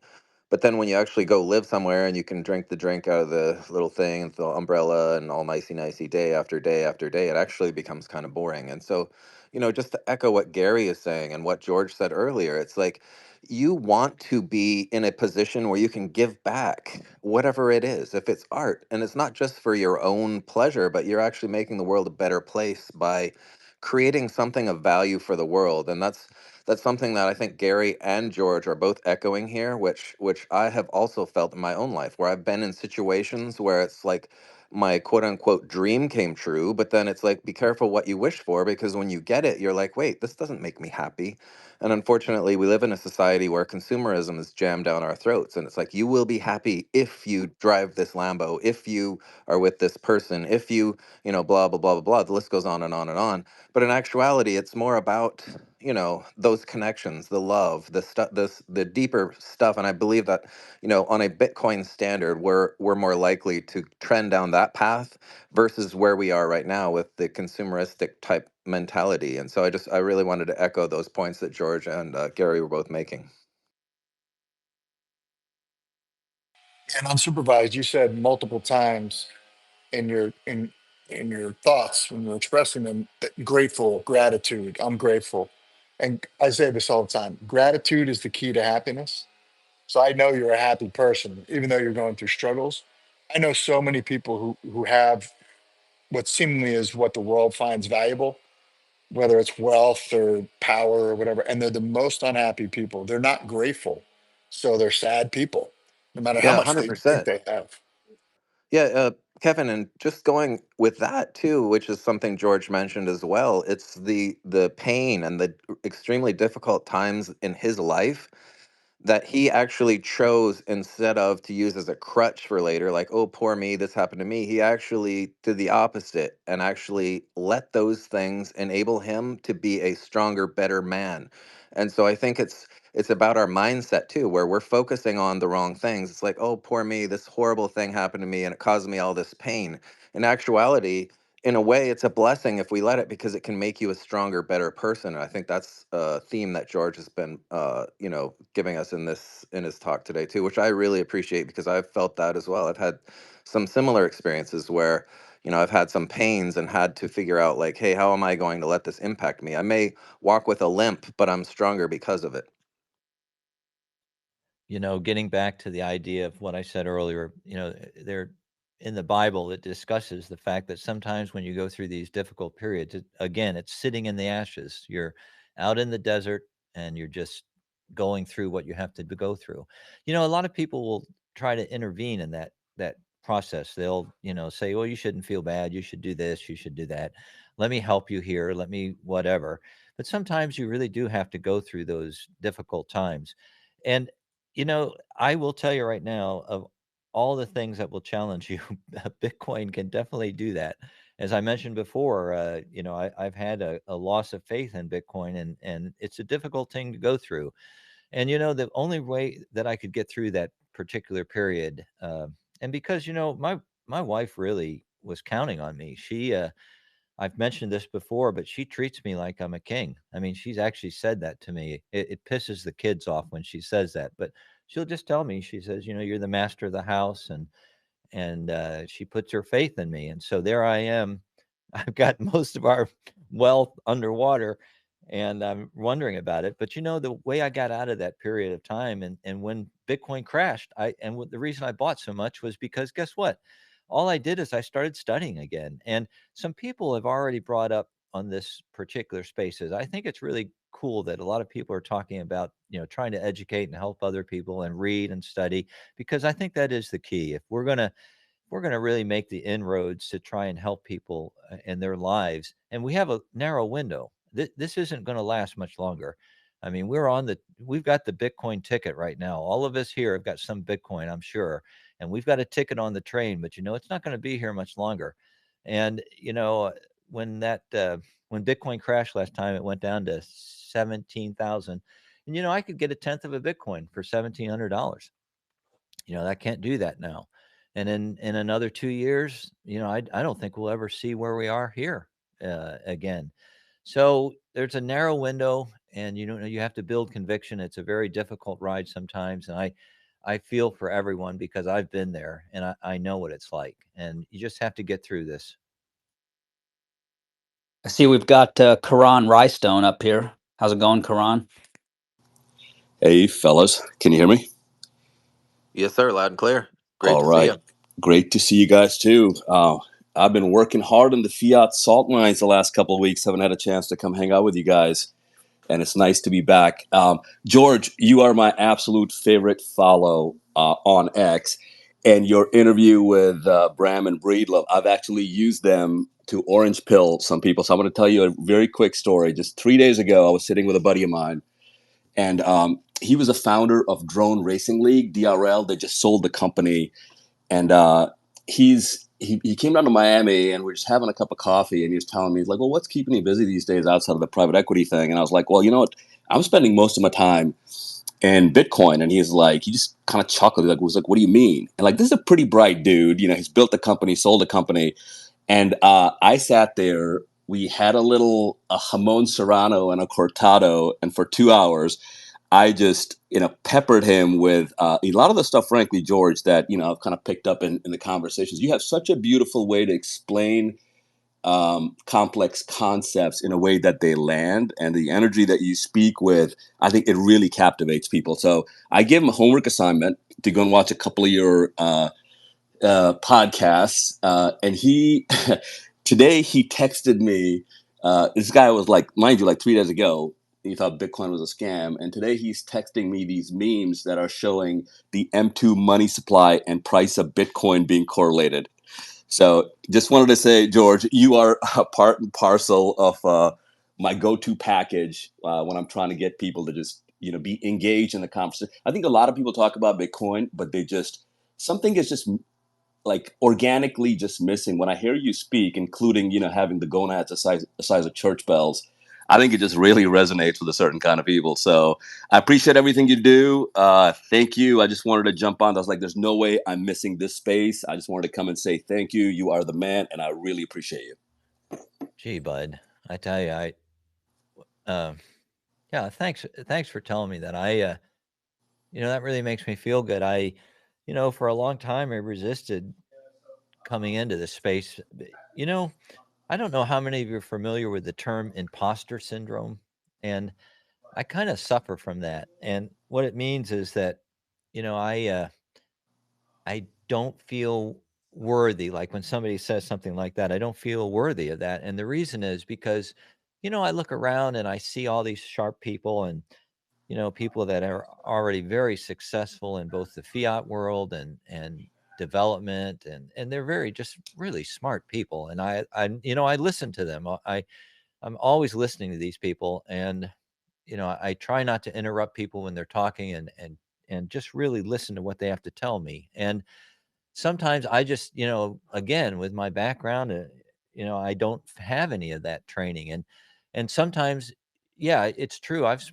I'm probably just under 3,000 hours now studying Bitcoin, but still, you just feel like there's no school for Bitcoin. I don't have a degree in Bitcoin, and it just makes you feel like you're not really legitimate. And so that's really nice to hear, because that just makes me feel good. So thanks for sharing that. I don't have anything. That's enough. No, and the last point I'll make on that, George, I think, one of my old mentors used to talk about this all the time. The intention with which you impregnate an action takes on a life of its own, right? So I think there's a lot of people talking about Bitcoin, but when I hear you speak, you just have such a beautiful desire to help people. And I think that really comes through. And so, man, I mean, I know you've been on the circuit and doing it, but please, I would say take that imposter syndrome, take it out behind the shed. I got a couple of 9 cals I can give you to put it right in its head. And I think you are such an asset. You just need to be out there speaking more, man. So thanks again, and I'll go on mute. Appreciate you guys. All right. You're welcome. Thanks. Lauren, did you hear that? George was saying that he tries not to speak over other people. He allows them to Is finish that their sentence. a Well, is yeah. that a subtle? Oh, whoops, my bad. Did I just speak over you, Terrence? I apologize. I We've think now that got was a three subtle ladies on thing. stage. Oh, it's a record. Jamie, I see your hand up. How's it going? Going awesome. Hey, Lauren and Puncher Hi, and Jamie. Thomas. All the Great people to that see you I again. feel like, hey. We've met in So real life. In real no, life, we'll folks. see you at Can vouch for Vegas her. Bitcoin, hopefully. Ooh, yay. So my thought, as I'm listening to you guys, great space. Thank you so much, George and Puncher and Bitcoin Pilot, for your service. I was an Air Force wife back in the day, to a M53 and H60 FE turned weapons instructor. And I have a daughter who's turning 17 on Sunday. And since the Bitcoin First event last year, which was fantastic, got the bag sitting here in my office, um, I have been kind of inspired on this idea of the family wealth fund. I am the second oldest of 8 children. My parents are still together. They're here in Salt Lake, where I'm visiting this week. And I've attended 3 Bitcoin meetups, including a brunch that we hosted. 3 out of my 7 siblings are now Bitcoiners, as are both of my parents. And on Sunday, my daughter is turning 17, and I'm going to help her set up a wallet. Actually, Nick Baker Power is probably going to help me help her, because he's my go-to guy. So I was curious if any of you guys have children and are at the age of, like, I mean, she grew up with Robux and, all of the metaverse digital currencies that I would give her. And I was just curious if any of you guys have children and what you might be doing to build that family wealth fund, because we're looking at land, we're looking at other investments. My parents are really into gold and silver. We've been big Ron Paul people since the 80s. And I was curious if any of you are implementing these tools with your children and passing on that legacy. So throwing it Shout back out to you. shout out to Nick, who's in the audience as well. My kids, 11 and 14, have Bitcoin wallets. I will shut up now. Sorry. Well, I'm envious, Jamie. I really am. I've got T-shirts that are 17 years old, so my kids are older. But it hasn't been. It's been really difficult for me. I don't know why. You would think that with my background, maybe my kids would have listened to me or something. But I really, out of all our children, we've got 5 kids, and none of them have really understood Bitcoin or really been willing to listen to me. I found out recently that one of them finally put in a small amount into a ETF, a Bitcoin ETF, in their retirement.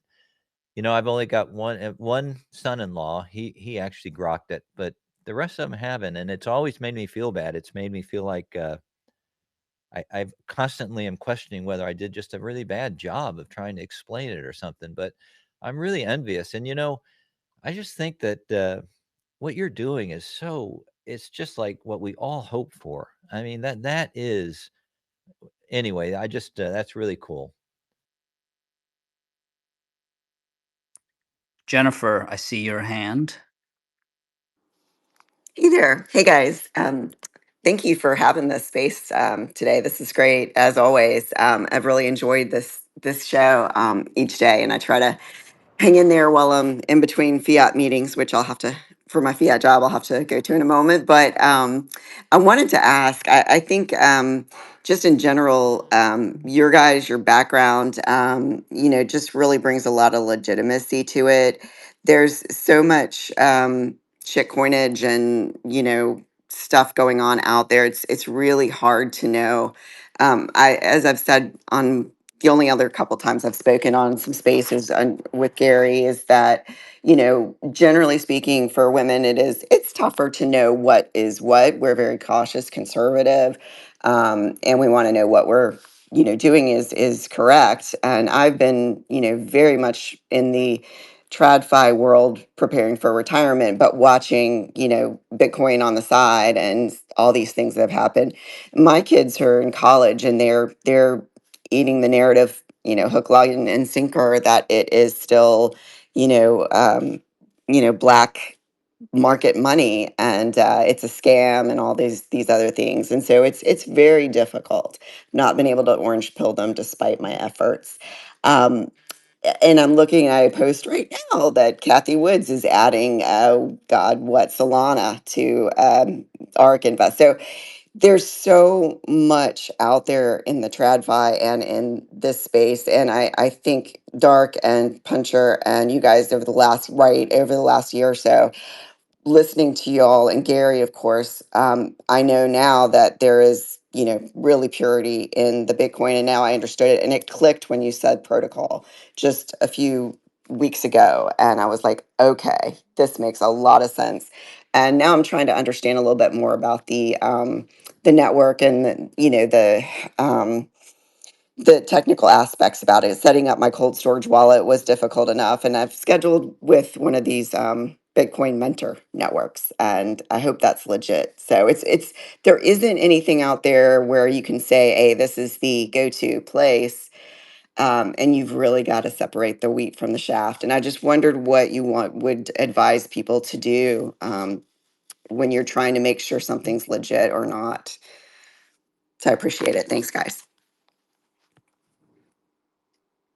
Anybody at all? Hopefully it's BTC Sessions. He's legit. I would definitely ask people that you trust because believe it or not, we always say don't trust, verify, but trust is actually a part of life. There's certain things you do have to trust on. And so I would definitely ask around, ask people you trust within the Bitcoin community for verifiable folks out there that can help you and walk people through the process of setting up a hardware wallet or whatever it is you're trying to accomplish. That would be my suggestion. Thanks. Yeah, BTC sessions from this show. I Oh, went over to yeah. YouTube, and that's how I got into the mentor network there to get some help and advice. Yeah, I want to set one up for my kids too. They laughed when it came in the mail when the hard what is this So it's going to be That's a funny. challenge, but Yeah. Oh, that's thank great. I'm you. happy. Yeah, no, for sure. This segment brought to you by BTC Sessions. I'm kidding. I don't know if anybody wanted to chime in on that particular topic. I don't know if Terrence was. I can only see one hand, and if it Uh, was yeah, I see two hands, but I just wanted to quickly tell Jennifer if you need BT sessions is great, the Bitcoin Mentor is great, but if you need any free help, just DM me. I do this all day long over at the Bitcoin Advisor, and not selling anything. Terrence is offering free help, ladies and gentlemen, and I have to jump in and cut him off and talk over him, or this show would not be complete. Sorry, Terrence, go ahead. Actually, he's offering free help to the ladies. I think you need to be more Ah, specific. that's right. Yeah, free help to the ladies.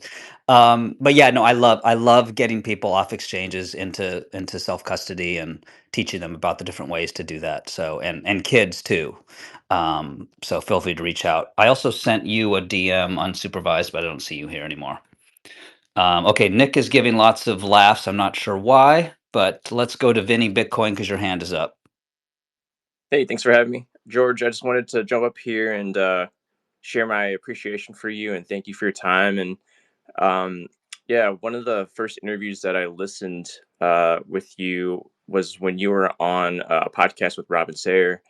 And one of my favorite answers that you gave was when he asked you what's one thing that you would like to teach other people that wasn't Bitcoin related. And I think one of the answers that you gave was something along the lines of, regardless of how difficult times can get, just keep going because there's always tomorrow. And that's something that I always think about when I'm struggling or when things are difficult. Like, you just gotta keep going. There's always tomorrow. And yeah, just wanted to jump up here and thank you for your time and just share my appreciation for you. Well, thanks for putting that out there. I remember that very well because I didn't want to share that at first, but again, it's related to that period that I went through and back in 2004 and 2005. And I really do want to share that with people. If you've got, I don't know how many people are on the spaces right now, but there are people right now that are listening that are struggling. I mean, they're having a tough day, and there are people that are going to be struggling tomorrow. And you've got friends that and even your family members. People are having tough times, and I think there's going to be some really difficult times in front of us. Yeah, you know, I mean, I was in such a bad place during that period that I couldn't even get out of the house sometimes. I mean, I actually would just lay in bed during the day, and the reason I mentioned that is because at the time I wasn't sure I wanted to keep doing this, just going on, and you know what? Now look at what happened. If I hadn't just kept putting one foot down in front of the other, like just get up the next day, there were times when I would look at the clock and I'd say I just have to get through the next 5 or 10 minutes, and then I can go on. And eventually, it turned into days, and then after a while, I was just able to start living again, and look at what happened. I met the love of my life. I've got all these kids. I told you I'm in a place now where I don't have to worry about money. I mean, I'm just enjoying my life. Time is stretched out for me. I'm with friends, and this community has been great too. I don't think I've ever met a single person in the Bitcoin community in person that wasn't just, I don't know, somebody you want to hang out with and have a beer with. And I finally found somebody to watch my house, and I've got a dog. They're going to watch the dog too. The dog's a breed that people don't like, but I've got somebody, and I'm going to go to Prague. So if anybody's listening here, if you're in Prague, I'm going to wear I'll wear my black Top Gun hat so you can see me in the crowd. And if you do, just come up and say hi, and if we can, I'll buy you a beer. Okay. Nick, I think you were next, and then Matt Winklevoss. Hey fellas, great to be on here. Great to hear all your voices again. And just gotta say, love the positivity in the space. Not super familiar with George, but from everything I'm hearing this morning, just like really, really, really like the positivity in the space, and just keeping it that way with Bitcoin. I just personally like that versus the ego trips that sometimes show up all around. But going back to, I think it was Jennifer's question about like who to trust. I thought that was really good. And just one key point that I would say, first, I would echo what you guys are saying. I do the same thing. I have a group of kind of my Bitcoin people who I think are smart, and when I'm like, oh, tell me about, I'm interested in Fold. Tell me about, you guys use Fold, how's it look, blah blah blah, right? So I check with my people too.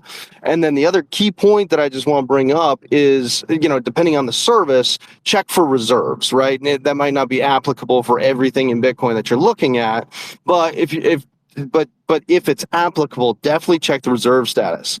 I will point out and point back to what could have been, an existential threat for what I'll say this cycle, which was Bybit, and I had an appreciable portion of my portions on Bybit, but I had checked the reserves. I had talked with a couple homies beforehand, and everything is said, like they've got fully sufficient and beyond reserves, and whatever proof audit, blah blah blah. But just the fact that we've graduated to a maturation point in the space where the institutions interacting with it are doing responsible things like having sufficient reserves, and we're not going to do things like FTX. So just check, especially as we're going into this possibly manic season, as companies are popping up left and right.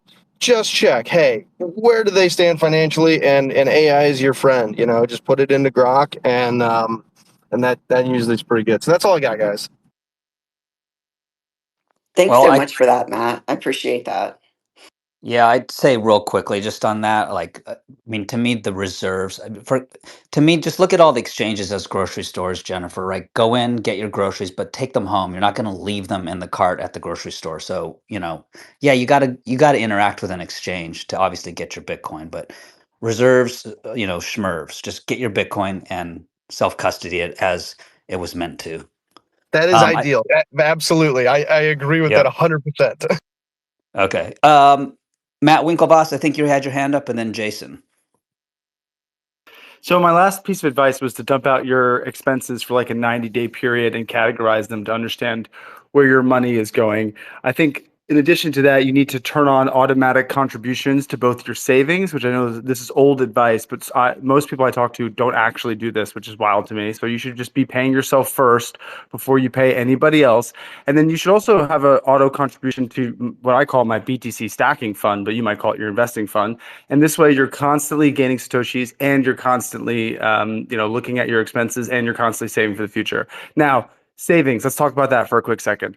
Since we understand what fiat madness really is savings not just a pile of money that's like currently on fire and losing purchasing power? Yeah, actually it is. So I'm not advocating for Scrooge McDuck levels of savings where you've got 3 years of living expenses sitting in the sideline just burning down at something like 1% a month.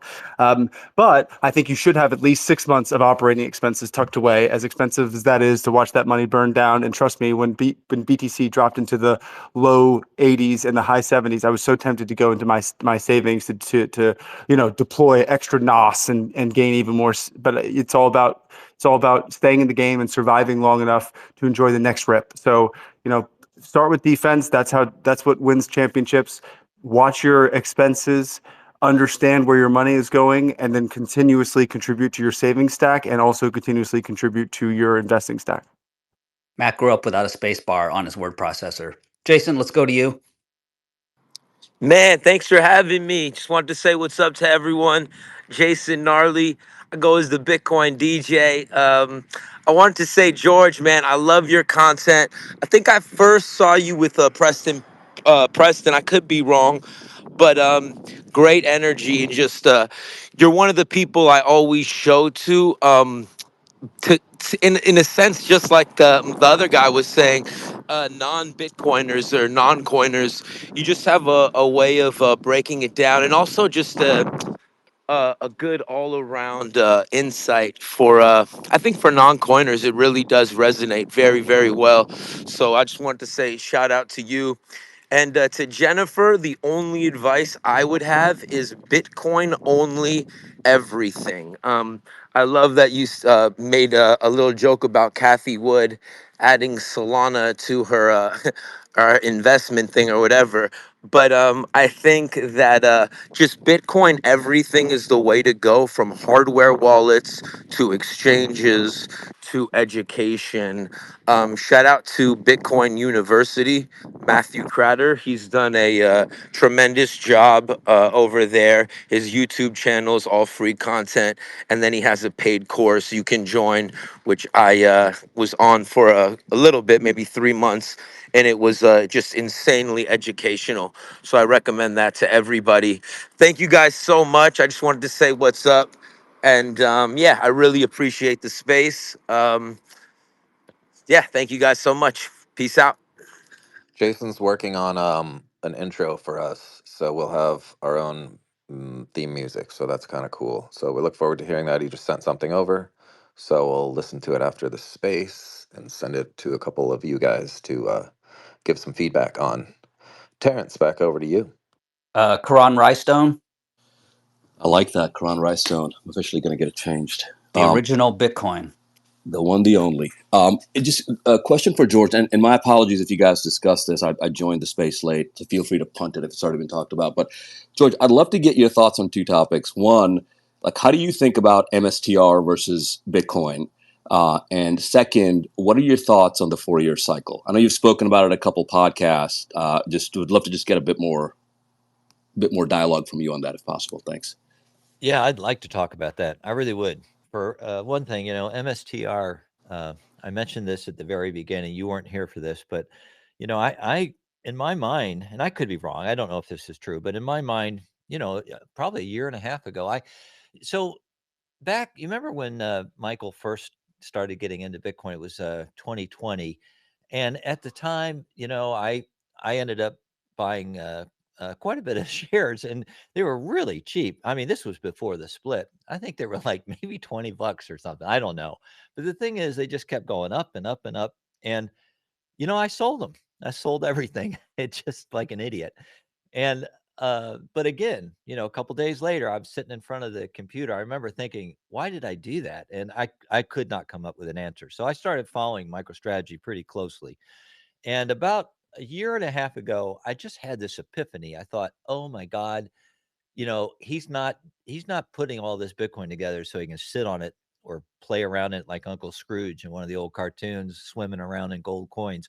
This guy wants to do something in life. And I thought, you know what? He's going to become the world's first, the largest Bitcoin bank in the world. And I don't mean, again, I'm talking, think financial institution, think JP Morgan on steroids. That's where Michael's going in my mind. So as soon as I did, I got back into it. And, you know, it's been a fun ride. I've enjoyed it because he's got to teach me about all kinds of things, convertible bonds, how they work, what is arbitrage, what is the perpetual preferred stock. I never knew anything about that until recently. So he's got me constantly learning. And the stake that I put into MicroStrategy is just, it's ballooned since that period, as you can imagine. And I'm not selling it. I don't balance portfolios or anything, but and I'll tell you right now, if Sailor ever hears this, I will sell that shit so fast. My Bitcoin is important to me. MicroStrategy is something I play with, but you know, there's nothing that can take the place of Bitcoin. So if I believe that, then why am I invested in MicroStrategy? It's because he has the ability to do things that I can't do. If I could take out $1 billion of money and actually invest it somewhere, what do you think I'd do with it? I'd leave enough to buy a sandwich, and then the rest of it I'd stick in Bitcoin. But he can do it for 0% interest. That's unbelievable. And he can do it repeatedly. That you look at the 42 billion plan. Do you remember in October of 2024 when they had that incredible earnings call? That's probably the best CEO presentation. He wasn't CEO at the time, but the best presentation I've heard from an executive on a company in any earnings call. And he said, they announced the 21-21 plan. Well, you know what? They're gonna blow through that. The original 3-year plan, they're going to be done here pretty soon, and they're going to keep going. And so just looking at it, I thought I can see where this is headed. And, You know, what's really neat about this discussion then is it takes you to the next level. Zoom farther out and say to yourself, okay, if George is right, what are they going to do as the world's largest Bitcoin financial institution? And that's where the really, I'm telling you right now, that's what the most interesting part of this is going to be. And you weren't here earlier, but I mentioned the fact that I think MicroStrategy is going to end up mining Bitcoin eventually. And the reason is they're going to have access to that template. They're going to create their own block chain or their own block template, and they're going to be putting their transactions in that blockchain. And that's going to be really important going forward. So I you know, I'm trying to answer your question here as best I can. You just have to realize that for me, I'm in it because I think it's fascinating. I just happen to, in my own mind, figure out where this is going, and we'll see if it does. I could be totally wrong. I mean, that for all I know, they're going to sit on that Bitcoin forever. I do believe, and I will put this out right now. I think that Bernstein's right. That private fund, I think they are correct in their research and their analysis. I believe Michael Saylor and MicroStrategy, now Strategy, are not going to stop until they have 1 million Bitcoin. So we'll see. Alexander, or go Hi ahead, guys. Karan. Want to follow up? Yeah, Yeah, follow no, up. no, that was super helpful. And also, not trying to monopolize the time here, but just your thoughts on the 4-year cycle. You think it's dead? You think that the demand curve has just shifted to the sovereigns and big boys, where we have a perpetual bid? How do you think about that right now? Oh, you know, as a boomer, my memory goes sometimes, and I can tell I forgot all about that. Um, because you know what, that's actually an important question. I don't know about anybody else that right now. Just think about it yourself and your own ideas on this. I I am moving away from the 4-year cycle. I studied all the models. I do a lot of research on the 4-year cycle. I was very confident in using it 6 months ago. Since the election, I'd have to say that things have changed. This cycle is not behaving as the other cycles. I believe that going forward, I think the next 12 to 18 months are probably going to give us a new insight to whether that cycle applies or not. When you think about Bitcoin, and we're all sitting here and we're like pioneers here right now. We're that person that's the head of a wagon train. We are leading expeditions because Bitcoiners are very small, we're unique, and we are in a nascent asset class that's never been seen before. Bitcoin is the greatest monetary invention in the history of mankind, and you're sitting here watching it unfold. You're participating. But we have been basing all these cycles and everything on basically really 3 cycles. We're in the 5th epoch now, but basically 3 cycles. And, if you told a statistician, I'm going to build a model on 3 cycles and give this to you, they'd laugh you out of the room because it's just not enough data points. And all of us are familiar enough with the halving cycles to know the de minimis returns now from the ongoing cycles. So I don't know. I'd be curious to get other people's opinions here. But for me, I'm moving away from the 4-year cycle. George, guys, thanks for having me. I have a question to you. Because I agree with you that nobody from the companies will catch Sailor anymore. I think we will see the balance on exchanges drop to, I don't know, 1.3, 1.4 million coins. And when we see what's gobbled up by the kind of public, let's put it this way, I'm not seeing that another company will gobble up the amount of Bitcoin he's holding. Can you elaborate a little bit more on why do the banks should knock on his door? I mean, I have my theory about that, but why are you seeing that? Thanks. Gonna come. Um, just following up with that thought process there regarding MicroStrategy, I can't say for certain that I know where this is going, but let's put it this way. All right. With the repeal of Sob 121, we've already seen what's happened over the last couple months now. We are getting more and more banks moving into this space, and they're going to want to be in here. They're going to do custody, buy, sell Bitcoin, trade Bitcoin. They are going to attempt to use stable coins in the near future. That bill, the Stablecoin Act or Genius Act, that's probably going to pass in the next month or two. And you know what the bank lobby managed to insert into that? That the yield that's generated from those products is not going to go to the consumer. It's going to go to the bank. It's going to be profitable for them to do this.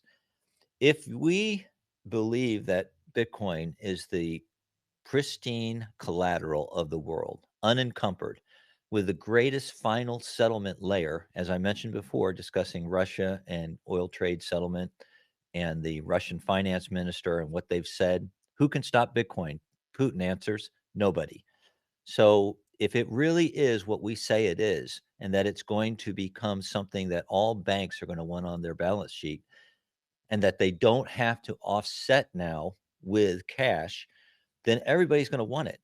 Corporations are going to want it. We see them stepping in the space now. So you are going to have products coming out that are going to offer you yield on your Bitcoin. And I will say this again, I've always said it. If you understand Bitcoin and you know it's a bearer instrument, you've got it on a hardware wallet, you can stick that thing anywhere you want in the world and it's not going to generate yield. So that means every bit of yield that we see going forward is coming from somewhere. And if you don't know where it's coming from, if you don't know whether one of those banks is rehypothecating your coins, that yield comes from you. And when I said, Nick, earlier that, I mean, we're going to be able to earn off of our Bitcoin, this is just one of many ways that we will be able to get some return on our Bitcoin. I'm not sure. I don't want to speculate any farther as far as what they're going to offer or what kind of products, because they haven't even announced that they're ever going to become a financial institution or a bank. I could be totally wrong here and have my head up my ass. So I don't know. Nick. Terrence, what do you say we move to start winding things down for the day? Thoughts? Yes, I'm all for Yep. that. Yeah, Hey, let's should we just tease Vegas a little bit? I'm Well, wait. super excited. Let Punchy finish up here with with George. Punchy, you Yeah. want to finish up with well, no, George? you can, Lauren, you can Well, choose Vegas. Let's I go was with gonna try Nick to and then include let's go George around. because Let's have, George said he was gonna go to another conference. I didn't know if he was gonna be heading to Vegas or not. Uh, George, you going to Vegas? I am not going to Vegas. And Wah wah wah.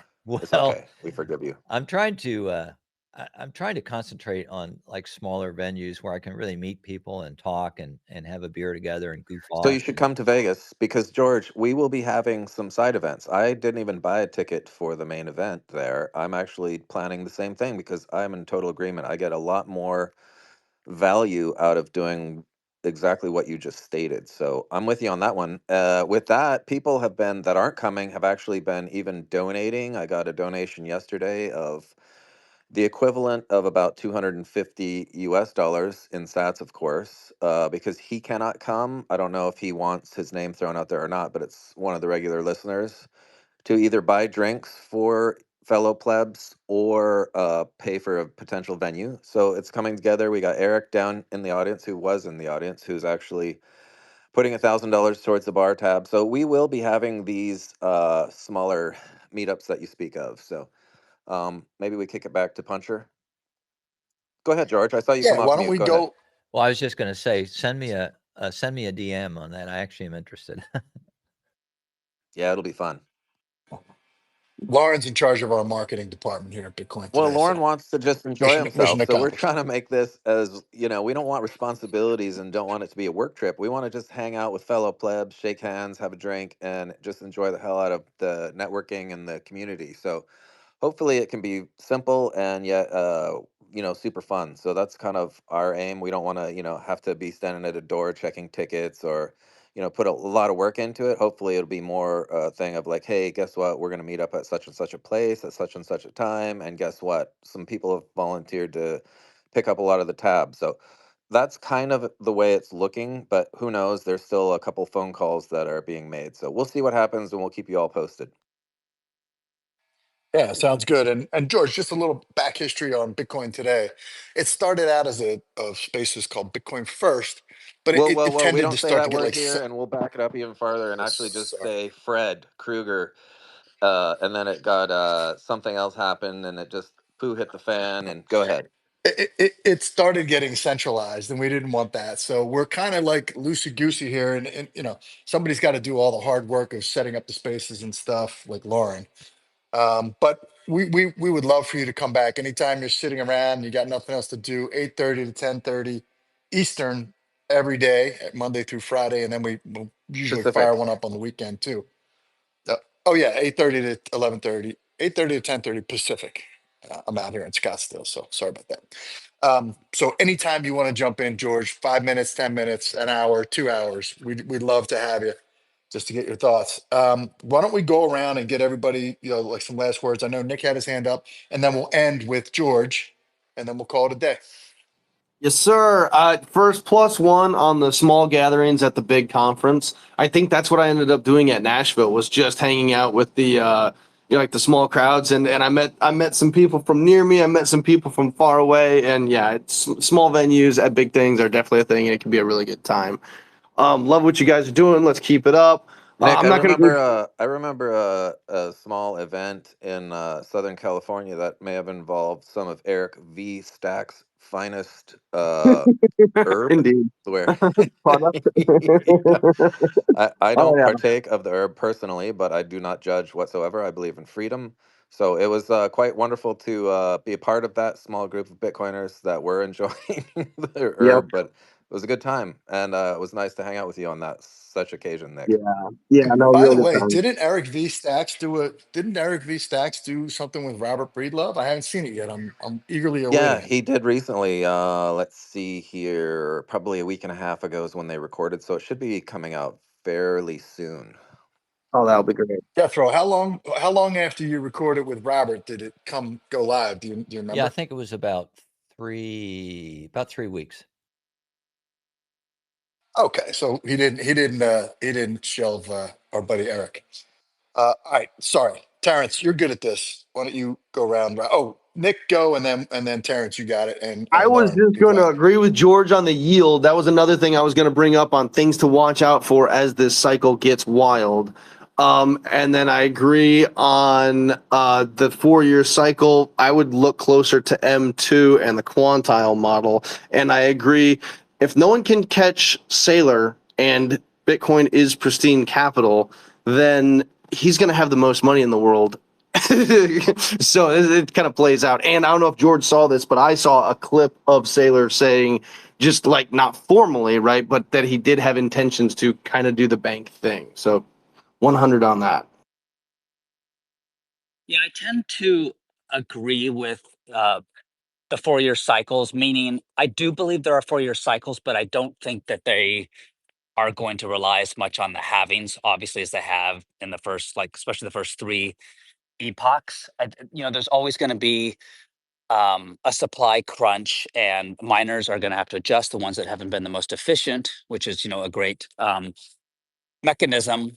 But when you think about it, it's not just the halvings, like it's the 4 year administrations, it's the presidential cycles, which tends to coincide with the liquidity cycles. So, maybe that's what we're all saying, but we started off with these 4 year Bitcoin cycles all being sort of centered around the halvings, but it really is around liquidity, isn't it? And so I don't think that will go away, but it will be suppressed somewhat in that Bitcoin is global, and so all eyes won't just be on the USA.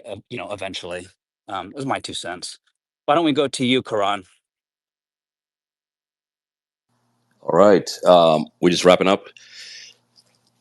Yeah, we're wrapping up. Are we going Yep. to see you in Vegas? I will be in Vegas, fellas, and I'm looking forward to it. And listen, it's Tuesday. Bitcoin, I just checked, is at 91,000. MSTR's having a great freaking day. We're all alive. We're breathing air. We got to spend quality time together talking about shit that we think matters. So take a deep breath and enjoy the day and be grateful. That's all I got. Appreciate y'all. How about you, Thomas? I came in late to the space, but I haven't heard from you today, and now I see why. How about you, Dark? Are you there? No, Dark is not there Man, I've either. been trying to get Dark up. George, I don't know if you know who Dark Side is, but he's he's a great ad, and just him alone, you'd like to listen into these spaces. Guys, a wealth of knowledge, Wall Street forever, and super smart guy. Let's go to I don't know, Vinny. Vinny's up. What do you got, Hey, Vinny? hey, yeah, appreciate you guys. Another great space as usual. I guess I'll take this opportunity to plug the Bitcoin Army. It's not my community or anything like that, but it's a relatively new community. I joined, I think, like a month or two ago, or a few months ago, and I know they're kind of starting to grow, and they just held they're holding spaces of their own too. I think they had one last night, and so Monday nights and Saturday mornings.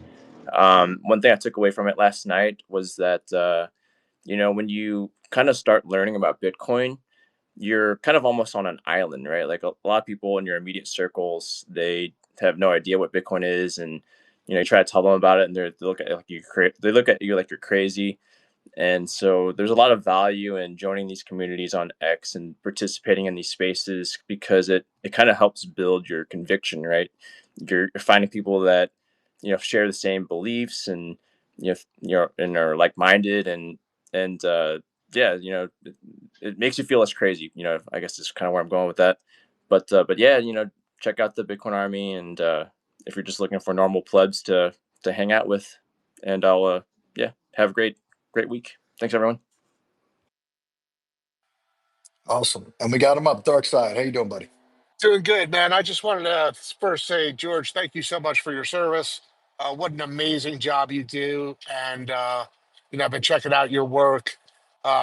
Just an incredible ambassador for our space. I kind of find myself aligned with you on just about everything. But yeah, I'm driving. So I just wanted to say thank you so much. Really appreciate you. Thanks for coming on Bitcoin today. And yeah, hopefully we'll get you out to Vegas. I'd love to meet you. Thanks, bud. I appreciate it. Dark Side lives in Vegas, George. So he'll be our Cool. host. Punchy, I see Bitcoin Pilot's got his hand up, and then Matt, we'll end with you, I guess, because Thomas is MIA.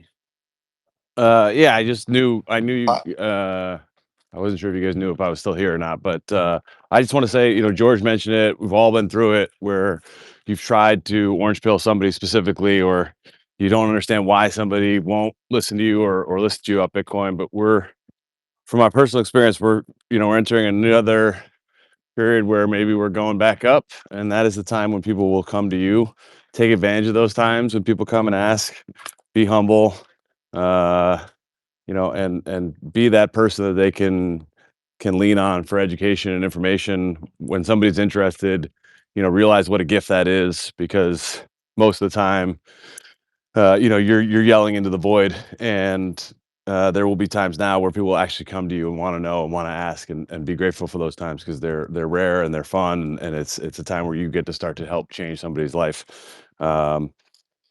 And George, don't feel bad about your kids. My entire circle of friends and otherwise pretty much don't listen to me, and I essentially do this for a living at this point. So yeah, I don't know if there's any secret sauce that anybody has that can necessarily orange pill a single person, but when they do come to you, when somebody is interested, just be that humble educator, be that humble Bitcoiner, and be adamant about the things that we talk about here, because they're important. Self-custody, all that stuff, Bitcoin only, it's important. um, Other than that, have a good Tuesday. Bitcoin 91K. All right, going Thanks, Pilot. twice and three times for Thomas. If we don't hear from you, Thomas, Lauren, back to you. Three-time Thomas. No, sign off on Bitcoin Pilot's message there for sure. Bitcoin is a tool for humanity. It's not a religion. It's not a cult. It's not all this stuff. It's just super simple. But thank God that it exists, because without it, I would not see a lot of hope for the future. To me, it's a tool that will do more good for the future than voting harder or an army or anything else that I see as possible changes that we need in this world. Maybe shift gears to Vegas. I'm super stoked. Just had somebody else hit me with a DM saying they want to donate to a side event like this. So that's super exciting. Just want to remind people too, because of demand from people that want to listen later, we've been uploading these as Bitcoin Today Recast on pod apps. So maybe I'll just shut shut up for now and just say love you all and can't wait to meet fellow plebs in Vegas. Terrence. Lauren, are you Bitcoin? Excuse me? Well, I've heard people call you a tool. Yeah, that's a different kind of tool. Different kind of tool. But a tool nonetheless. A tool for Your turn, change and hope Terrence. and love. I gotcha. Well, I see TC has joined right as we're shutting down the party. TC, you coming Oh, in cool. for TC, Perfect always timing. make room for TC. coming in Always. for a Yeah, nightcap? I just wanted to jump back in because I was listening for probably the first hour or so that you guys had George. I wanted to just say cheers to George. I really appreciated hearing his story, and got special bonus points because he shouted out my buddy Shinobi. So yeah, I just wanted to jump up and say that was really cool to hear George's perspective, and as usual, a lot of the stuff, conversation that I hear in my own mind, I keep coming back to levels of understanding on Bitcoin and the direct correlation from how much you understand Bitcoin to how comfortable and convicted you are and able you are in being able to stack like a madman and hang on to this thing, the wild bull ride and roller coaster that it is. So yeah, anyways, cheers.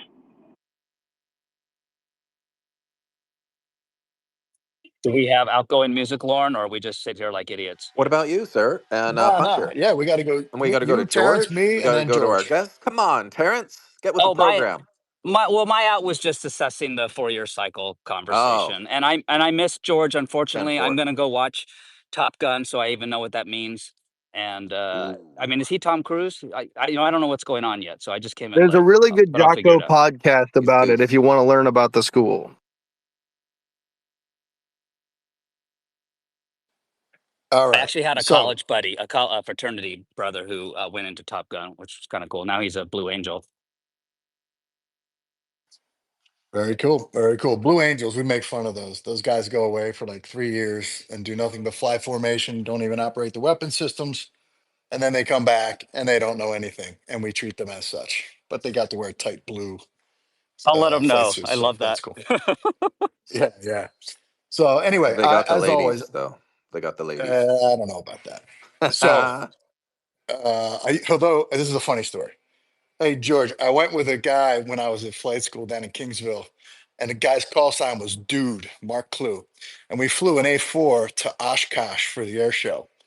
And we land, and he's got me buttoning up the airplane and doing all the, the student work and just basically being an errand boy. And he puts a big fishbowl outside, and he writes with a felt magic marker, "Win a date with a fighter pilot." And he had all the girls fill out like little slips of paper and put them in there. And the whole weekend he was on dates, meeting girls, taking them out for drinks and stuff while I sat there, you know, doing the air show. So anyway, I thought that's what it was like to be a fighter pilot. Turned out not to be so much like that. Uh, I am super grateful that I get to be on these spaces. I'm super grateful to Fred for calling me up one day and then let me hang around, and the knowledge share and the access to just beautiful minds is fantastic, and the technology that spaces enables is just makes me grateful. And when you hear me say grateful, that means happy. So I'm super happy, and I'm super happy that George joined us today. So George, why don't you lead us out and let us know your final thoughts. Well, thanks for having me on the spaces. I don't, I haven't done spaces much, and it's obviously, as you noticed, I forgot to unmute my mic at the start there, but I'm better at it now already. So one thing I do want to say before I leave is all of us need to think about one narrative that seems to be making the rounds right now and have an answer for it. And that narrative is, I'm too late. I missed the boat. It's something I hear over and over again. I just heard it on the back deck of my house at a party. Somebody asked me about the price of Bitcoin, and she said, "Well, I've missed it. I'm too late." And you know that makes you feel kind of sad when people say that, and there's a reason they do. I mean, let's face it, there is a unit bias. When you tell them that Bitcoin's 100,000 a coin, that's not the same as saying, like I was telling you, when it crashed down to 1,700 and you could buy a tenth of a Bitcoin for 1,700. But How to think about this for me, since I'm a pilot, is I picture myself, I'm in a plane and I've got a parachute on, and the parachute is something I spent a lot of time and money to get it because it cost me a tenth of a Bitcoin. And yeah, it's $1,700 when I got that parachute, but I'm sitting there and guess what? The plane catches fire. We're all going to die, but not me because I've got a parachute. And then I look at the other person behind me who's saying, well, it's too expensive. I can't afford a parachute now at $10,000 for a tenth of a Bitcoin. Because again, that's my goal. If you get a tenth of a Bitcoin and you're young, you're going to be wealthy. And all I can say is, at what price, how much are you willing to spend to get that parachute? Or are you going to ride that plane down into the dirt? And, from somebody who's actually ridden a plane down into almost the dirt, you will do what you have to do to save yourself. And so just come up with some thought, some way to address that going forward. When you meet those people and they say, oh, that's too expensive, just have some kind of a story in your mind or some way to explain it to them that, it's going to go up and to the right forever. It will. And, we haven't seen anything yet. I am convinced that we are just on the cusp of a bull run that hasn't even started. So I guess with that, I'll say goodbye and thanks so much for having me, and, keep the sunny side up, kids. My man. See you guys. Take care, Jethro. Bye, buddy. Have a great day, everybody. Soon we'll have some outro music. Get off zero.